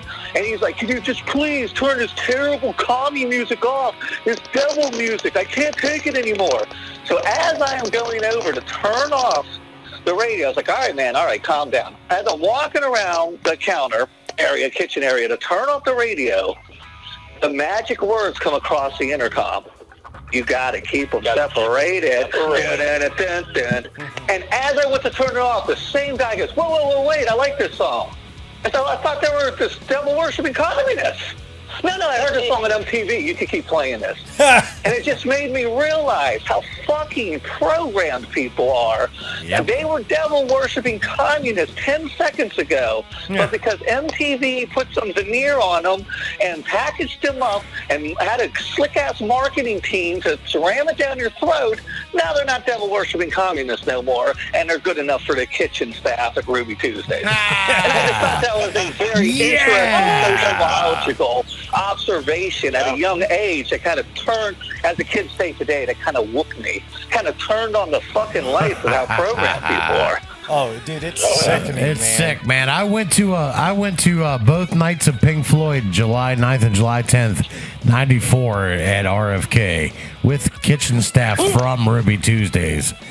And let me tell you, you guys drop a lot of acid, man, back in those days. And you ate a lot of The mushrooms. staff was always tore up on something. You guys were eating a lot of mushrooms, too. Just throwing that out there. And they didn't come from That the was a salad fun place bar, to right? work. Did you ever know a guy called Scrimps? I knew Scripps, Tom, Yeah, Tom. I went to the Floyd concert with him. and Ronnie Wright, and Sean Kelly. It was Pat Sheehan, Oh, my God, me, Ronnie AJ, Wright. Troy Travis, all of us. Yeah, I knew worked there. Ronnie's name would come up. Didn't Godfrey work there? We all went, me and Ronnie. That was Olive Garden. That was a whole Gotcha. different, Yeah, crazy. I've known Ronnie since I was 11. He's going to be so pissed his name came up. Right. That's awesome, man.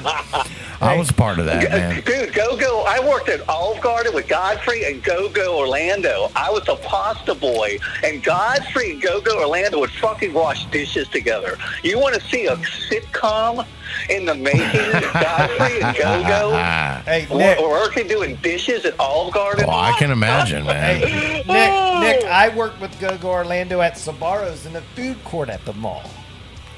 Oh, Yeah, he's man.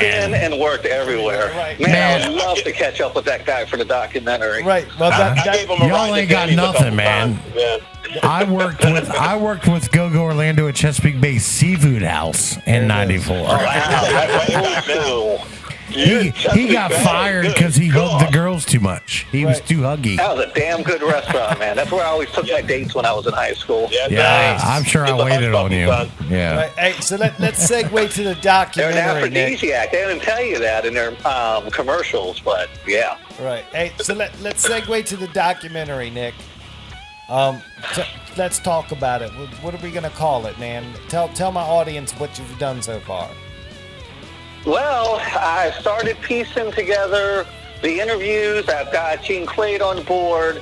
I've got Eric from Tempered Steel, Eric Yeomans on board. I've got all of our crew on board. I know I talked to Steve when me and you talked to Steve from Kicks. I talked to him about it, and he said that's cool, so I got to reach back out to him. So I've got the infrastructure, the groundwork laid. The idea is just to kind of go out into the field, go out with Warlock, go up to Wilmer's, and just go out into the field and just film, and just hope the gods of editing make it look pretty on the back end. That's cool. As you get closer to the time of when you're going to be up here, please let me know so I can make sure I schedule my schedule right too. Well, I'm going to be renting an Airbnb. I'm actually coming here with my daughter, and I didn't want, she's 13. I didn't think it was appropriate to be like crashing out on people's floors and stuff with my 13-year-old daughter. So I'm going to get an Airbnb so we each have our own room and our own space because she does homeschooling, and she's going to be taking a couple classes this summer as well. And I've got to work my day job from my computer. So I will be up there from around June 12th, June 14th, until after 4th of July. And William's going to probably do a couple book tours up in Baltimore, and I've got some other stuff going on locally. So, yeah, I'll be up there 3 weeks, if not a month. Oh, wow. Oh, nice. Cool, dude. We're going to hang out, man. We're going to make it happen. Yeah, you know, man. Yeah. if That's you're, not far from Harrisburg. I think he's only about an hour and a half from Baltimore. And if you're up Sounds here, about man, I'm going to tell you well, we don't talk about our personal business usually, but my stepdaughter's the same age as yours, so they can hang out, man. And if we want to go, that'd be awesome. go have some fun and just get away, they're at that point they're adults. They can be all right. So that's cool. Yeah, she's been kind of desocialized, living up here on the mountain and not even going to public school anymore. Yeah. She's really smart. I mean, she's actually skipping a grade her first year of doing this homeschooling, but she's also a bit of a snob, I hate to say. Well, how many grades did you skip?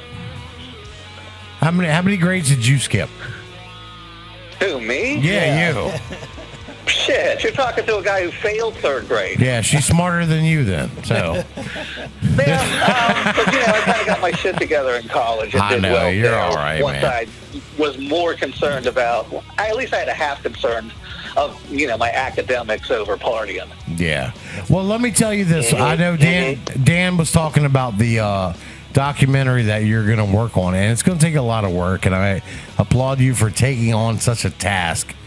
And we're going to do the best we can down here to try to, gather up information, and you're talking about 3 or 4 decades of knowledge to gather up. So it's a major undertaking, and it definitely is. Yeah, it's exciting that you're doing it. So at any point during this process, if you just need somebody to do some voiceover work, just let me know. That's about all I can do for you. Man, plug away. And let me tell you something. I threw a show in '99 called the Wicked Sand Jam down at St. Mary's Island. Right. And we went down there in '97, and it was just this big beach down in St. Mary's. It was Camp Maryland was the name of the place. Yeah. And it was like this little island. And I was out there with April and some friends, and I was like, man, they've got a hall. They've got a bunch of buildings, but they have a building that's a hall where they had like frickin' Boy Scout jamborees or some shit in there. Right. And I was like, man, it'd be awesome if we just like rented this place out a weekend and put some bands out here. That would be a sick concert. And 2 years later, I teamed up with Kevin Posey. At the time, he had Wicked Line Tattoos, and we got Guardian Comics to fund a little bit of it. And we threw that show down there. But the point I'm trying to make is, at no time, people say big picture, but at no time did I try to look at the big picture. It was always let's just go down there and talk to them and see how much it would cost. Okay, well, let's just rent the place, and then we'll see if bands are interested. Okay, we got the bands on board. Let's just, put out fillers and see who wants to show up. And that's kind of how I approach huge undertakings like this. I'm just in the mindset of, I'm reaching out to people. Let me just show up in Maryland with my camera. I've got my daughter working for me. It's going to be her first official job. Wow. And I'm going to have her work with William, too, on some stuff. Let me just show up and talk to people. Yeah. And just for hours, just travel around and talk to people. And I'm not even going to think about the editing end, the marketing end, how I'm going to package it all together. I'm only going to concentrate, all I can allow myself to concentrate on is just doing what I do best, connecting with people, talking to people, and hearing their stories, because I find people damn interesting. Yep. You got it, brother. You've got to figure it out, man. What about the name? Have you decided on the name yet? Once again, out of my ether, man. Not even trying to think. I'll get a name. I'm naming the baby after it comes out. I got you. Good deal. Once I see that baby and I'm like, wow, this looks like a Ralph. Well, I can't fucking imagine anybody ever saying this looks like a Ralph. Wow, this looks like a Jack. Then I'll name the baby. Once I have the film pieced together, maybe it'll be a great sound quote. Maybe Steve from Kicks will say something awesome. Or Eric from Tempered Steel will have just this great one-liner, and I'll be like, that's the fucking name of the movie. Hell yeah. But right now, I'm just in talk to as many people, have them dig back, burn that lean muscle tissue, dig back in that brain stem, pick out those stories that you haven't thought about for 20 years. Let's sit down and talk about them. I've also talked to Chris Lane, too, online, and he said he's down. I've had nothing but positive. So that's making me feel really good about it. Good. That's awesome. Hey, so we're coming up on it. We definitely want to thank you guys for coming on tonight. No problem, man. And taking time with us, because you definitely helped us out, man, Nick, and I'll never forget that, man. You definitely oh man, us. You guys did all the work. You didn't even, when Kevin introduced me to you and I heard your product and what, I hate to kind of asterize it by saying it's a product, but at the end of the day, we're all fucking products. But when I heard it and heard the professionalism and saw what you guys were doing 2-3 episodes out the gate, I was like, these guys don't even need my help. They've got this clocked already. That's insane, dude. Thank you so much. Yeah, we appreciate that, man. Yeah. No problem, man. That's why we're all in this, I hope, right? Yeah, to help everyone out. That's why we do it. Absolutely. And can I give a shout out to Kevin since you mentioned him? My buddy, everyone's best friend in the world, Kevin Jones. We love that guy. My man. Everyone loves that guy. I saw him Sunday. Right. You lucky dog. Hey, I saw him last weekend. I was there. I saw Sergio over there, but I didn't see you because that was on Saturday. Yeah. But Kevin's kind of like the connective tissue of that scene now. Yeah, they were telling me that y'all were all hanging out. He's the conduit, man. We played our band played a show a couple weeks ago. We had Kevin. He came up on stage with us like 4 different times. He just doesn't, awesome. he doesn't know when to quit. So Now, I tell you, Odell, personally, I want to say thank you to you for being here, man. And it was great. It was great jamming with you a couple weeks ago. Impromptu, man. You're kicking the drums. I got the bass. Kevin's doing what he does. Speaking of Kevin, That's it.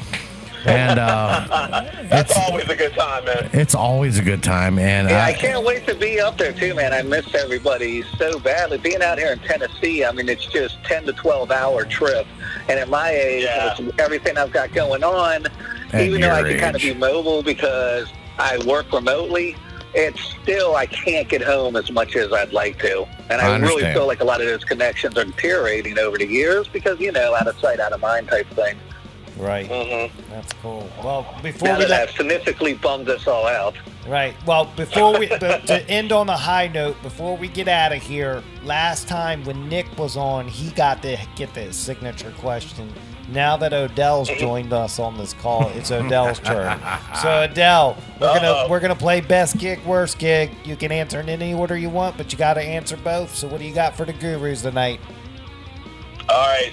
You talking about the gigs that we played? Yeah, your whole musical career. You think back, your best show ever and your worst show ever. And the worst show ever doesn't have to be because the venue was bad. It could be like, hey, man, I went to strum a note, the guitar did this or something.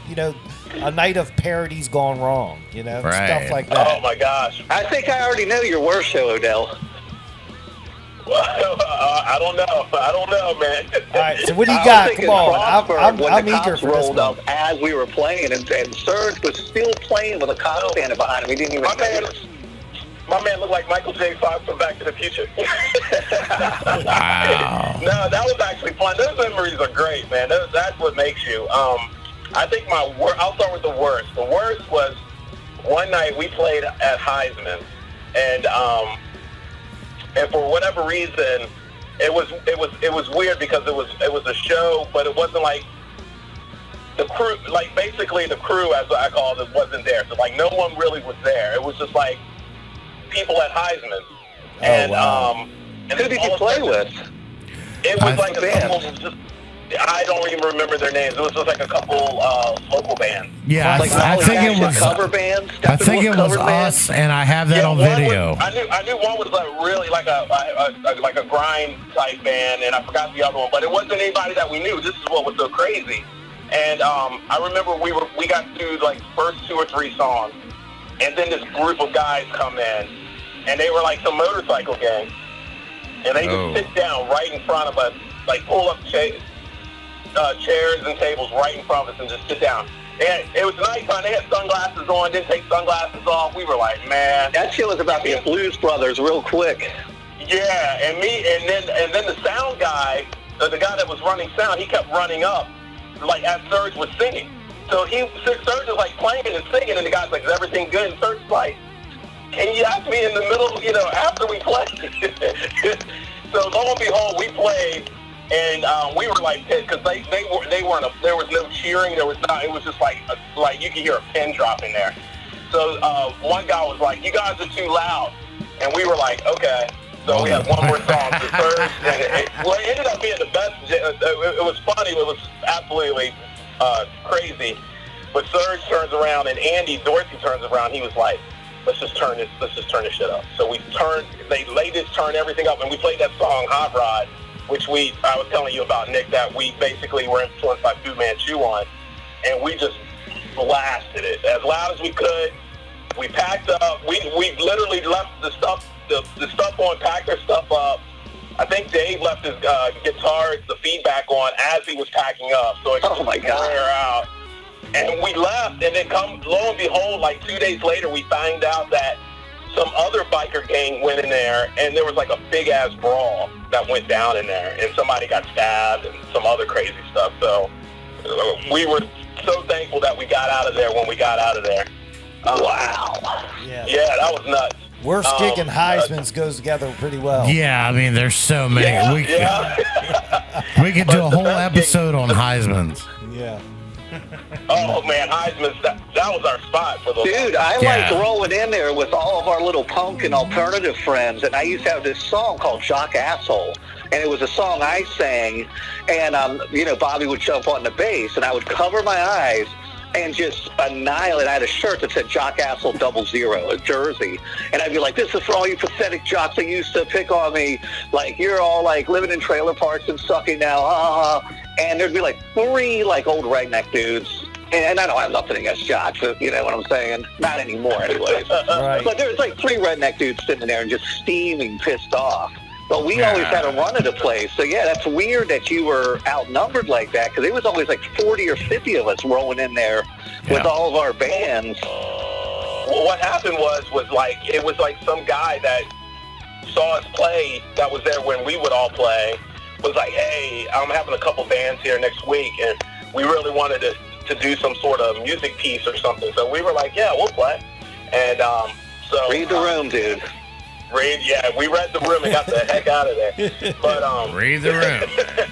we played I think we played maybe 5 songs, 5 at the most, 5 or 6 songs at the most. Nice. But the best show I've ever played was the Fallen one, the last band. Well, I'm in a band now, but the band that I was in before that was really out. We opened for the Appleseed Cast and Aloha and Victory at Sea, who were ex-Swirlies at the Auto Bar. And that was easily the best show because, one, it sold out, so it was packed. All the bands were super cool. And it was funny because you guys probably remember Jamie Stockey. Oh yeah, Jamie Jones now. We hadn't seen each other in a couple years, and I didn't even know he was up in Baltimore. And he happened to come to that show to see Appleseed Cast, and all of a sudden he walks in with Elizabeth, and he was like, "Holy crap, there's Odell playing drums." So it was like a reunion in there too, which was pretty cool. And but yeah, that was easily the best show that I've ever played. That's awesome, man.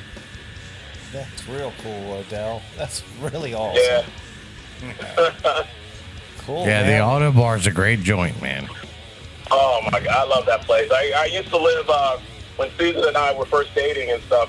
We used to live right across the street on the other side, so we could walk to the Auto Bar in Remington.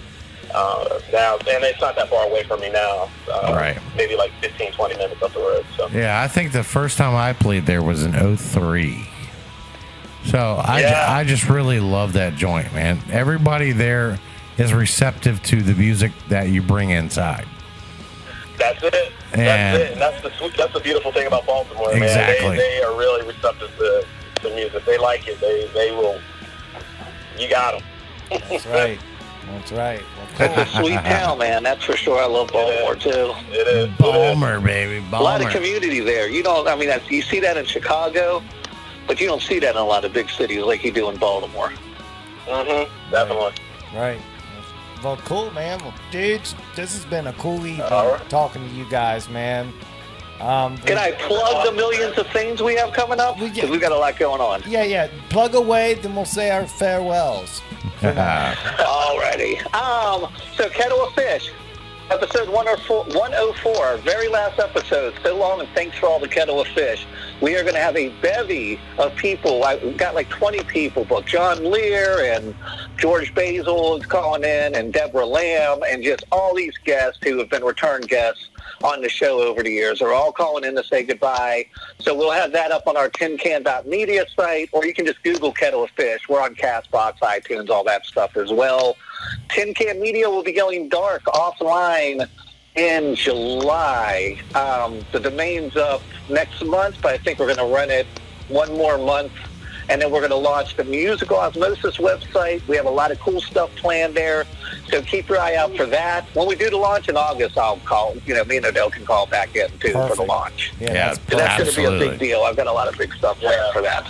Cool. Great. That's awesome. And then coming up on Musical Osmosis, tomorrow, Inger Laurie, great legendary punk singer with an insane history. She sung for the Nymphs back in the 80s and 90s and done just stuff with Henry Rollins and Jeff Buckley and all these Iggy Pop. And all these great people. She'll be on tomorrow. Next Wednesday, we're having our Women Who Rock, which is a bunch of really underground weird, odd, off the beaten path bands that are headed by female or female performers. We're having Karen Hazmat on, who just did the artwork for Alice Cooper's new album. She's a metal artist. Katie McKell, who is a contortionist and a musician, a piano player, and she was on all the promo posters for American Horror Story Freak Show. Alexa from Plexiglass, Phoebe McPherson, Beck Black, just a bunch of just extraordinary, weird women female artists. That's then we're incredible, releasing, man. the following week, we're going to be releasing our Danita Sparks episode from L7. Their new album comes out, I think, May 6th, and we can release the album May 5th? May 5th, yeah, we can release the recording. Okay, so we'll be releasing, or not release the album, release the episode, my old brain. Release the episode. Yep, May 5th. Also, you had mentioned Fu Manchu. We've got Scott Hill from Fu Manchu calling in next month, too. Cool. And as previous mentioned, we've got Bonnie calling in, Bonnie Bloomgarden from the Death Valley Girls. Wow. All right. Oh, and Copeland. What's up, man? Yeah, Copeland. Aaron from Copeland's calling in, too. Wow. Yeah, so we're getting there. You guys are working, man. Y'all are busy. We're getting there, man. It ain't the start. We're just starting, man. Like David said, No, you guys are kicking ass. Yeah, and then we're going on hiatus for about 6 weeks while I'm doing this documentary, and can't it's do summer, that. and Dee's going to put together the new site. So hopefully we won't lose this momentum because, our musical osmosis page was kind of static for a couple of years, and then we jumped up to like 10,000 followers and tons of interaction just out of nowhere. Yeah, out of nowhere. Yeah.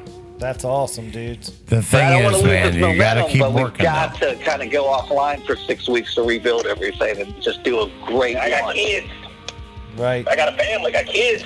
Yeah, I got kids. You got an awesome family and awesome kids, my friend. And please go over to the William Sanderson fan page. Like us over there. I'm actually going to start a new podcast with William called Sanderson Says, where we're going to go through a few chapters of his book every episode, talk about that, talk about the new Deadwood movie that's being released on HBO Friday, May 31st.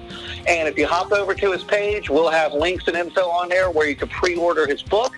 And his book, I think, actually comes out, I think it's May 24th or something. A lot going on in May. But he's doing the pre-orders now. We just started taking pre-orders today. All right. Well, that sounds awesome, man. As soon as you guys get up and running, we want to have you on the show. Yep. Thank you. Thank you guys so much for having us, too, man. Seriously, really appreciate it. Yeah, this was a blast. And I think me and Odell will have to put some time together to come in live when I'm in town. Oh, one night. That's going to what's up. happen. Good deal. Oh, that would be awesome. Good deal, dudes. You know it. Brad Dorsey. That's it, brother. Hey, look, dudes, from the Southern Maryland Guitar Gurus, we say good night and we'll talk soon, all right? All right, guys. All right, guys. Thanks again. We love you. Damn. Love you, too, guys. All right, man. All right, later. buddy. Bye.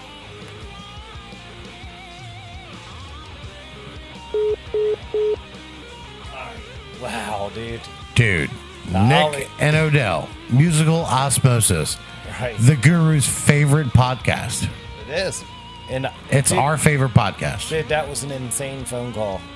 And the Ollie's Bar and Grill soundstage phone system handled it the best it could. We had that little interruption, but we came back strong and rocked it out, man. Got it, man. There was a little bit of some communication things in the background, but hey, we just wrote it out, dude. So I Yeah. apologize for that. That's just technology of the phone line. That's all, man. Somebody kept firing up the Keurig. Right. Needed that coffee. Needed that coffee.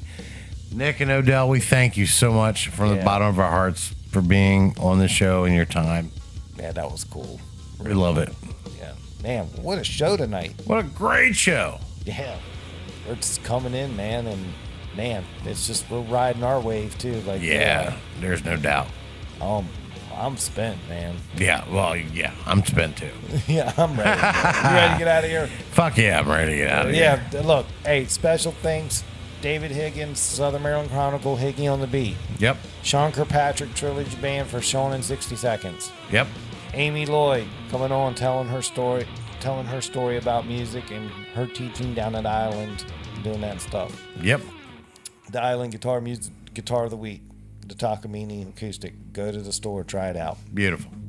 Our buddies Nick and Odell, Musical Osmosis, again, fantastic. It's a fantastic interview there. That was really cool of them. I'm so happy that they were on our show. Yeah, we got them, man. So it was cool. No matter what, we got to document it. No matter what. I want to say thank you to the fans for sharing and the 2 for Tuesday shout outs. I love you guys. Thank you so much for that. Thank you to Spoons. Thank you to Ollie's. Thank you to everybody. Right, man. I'm out, dude. Thank you to everybody, too. And we'll see you guys next week. It's Guitar Gurus with Dan and Dan, and we'll see you then.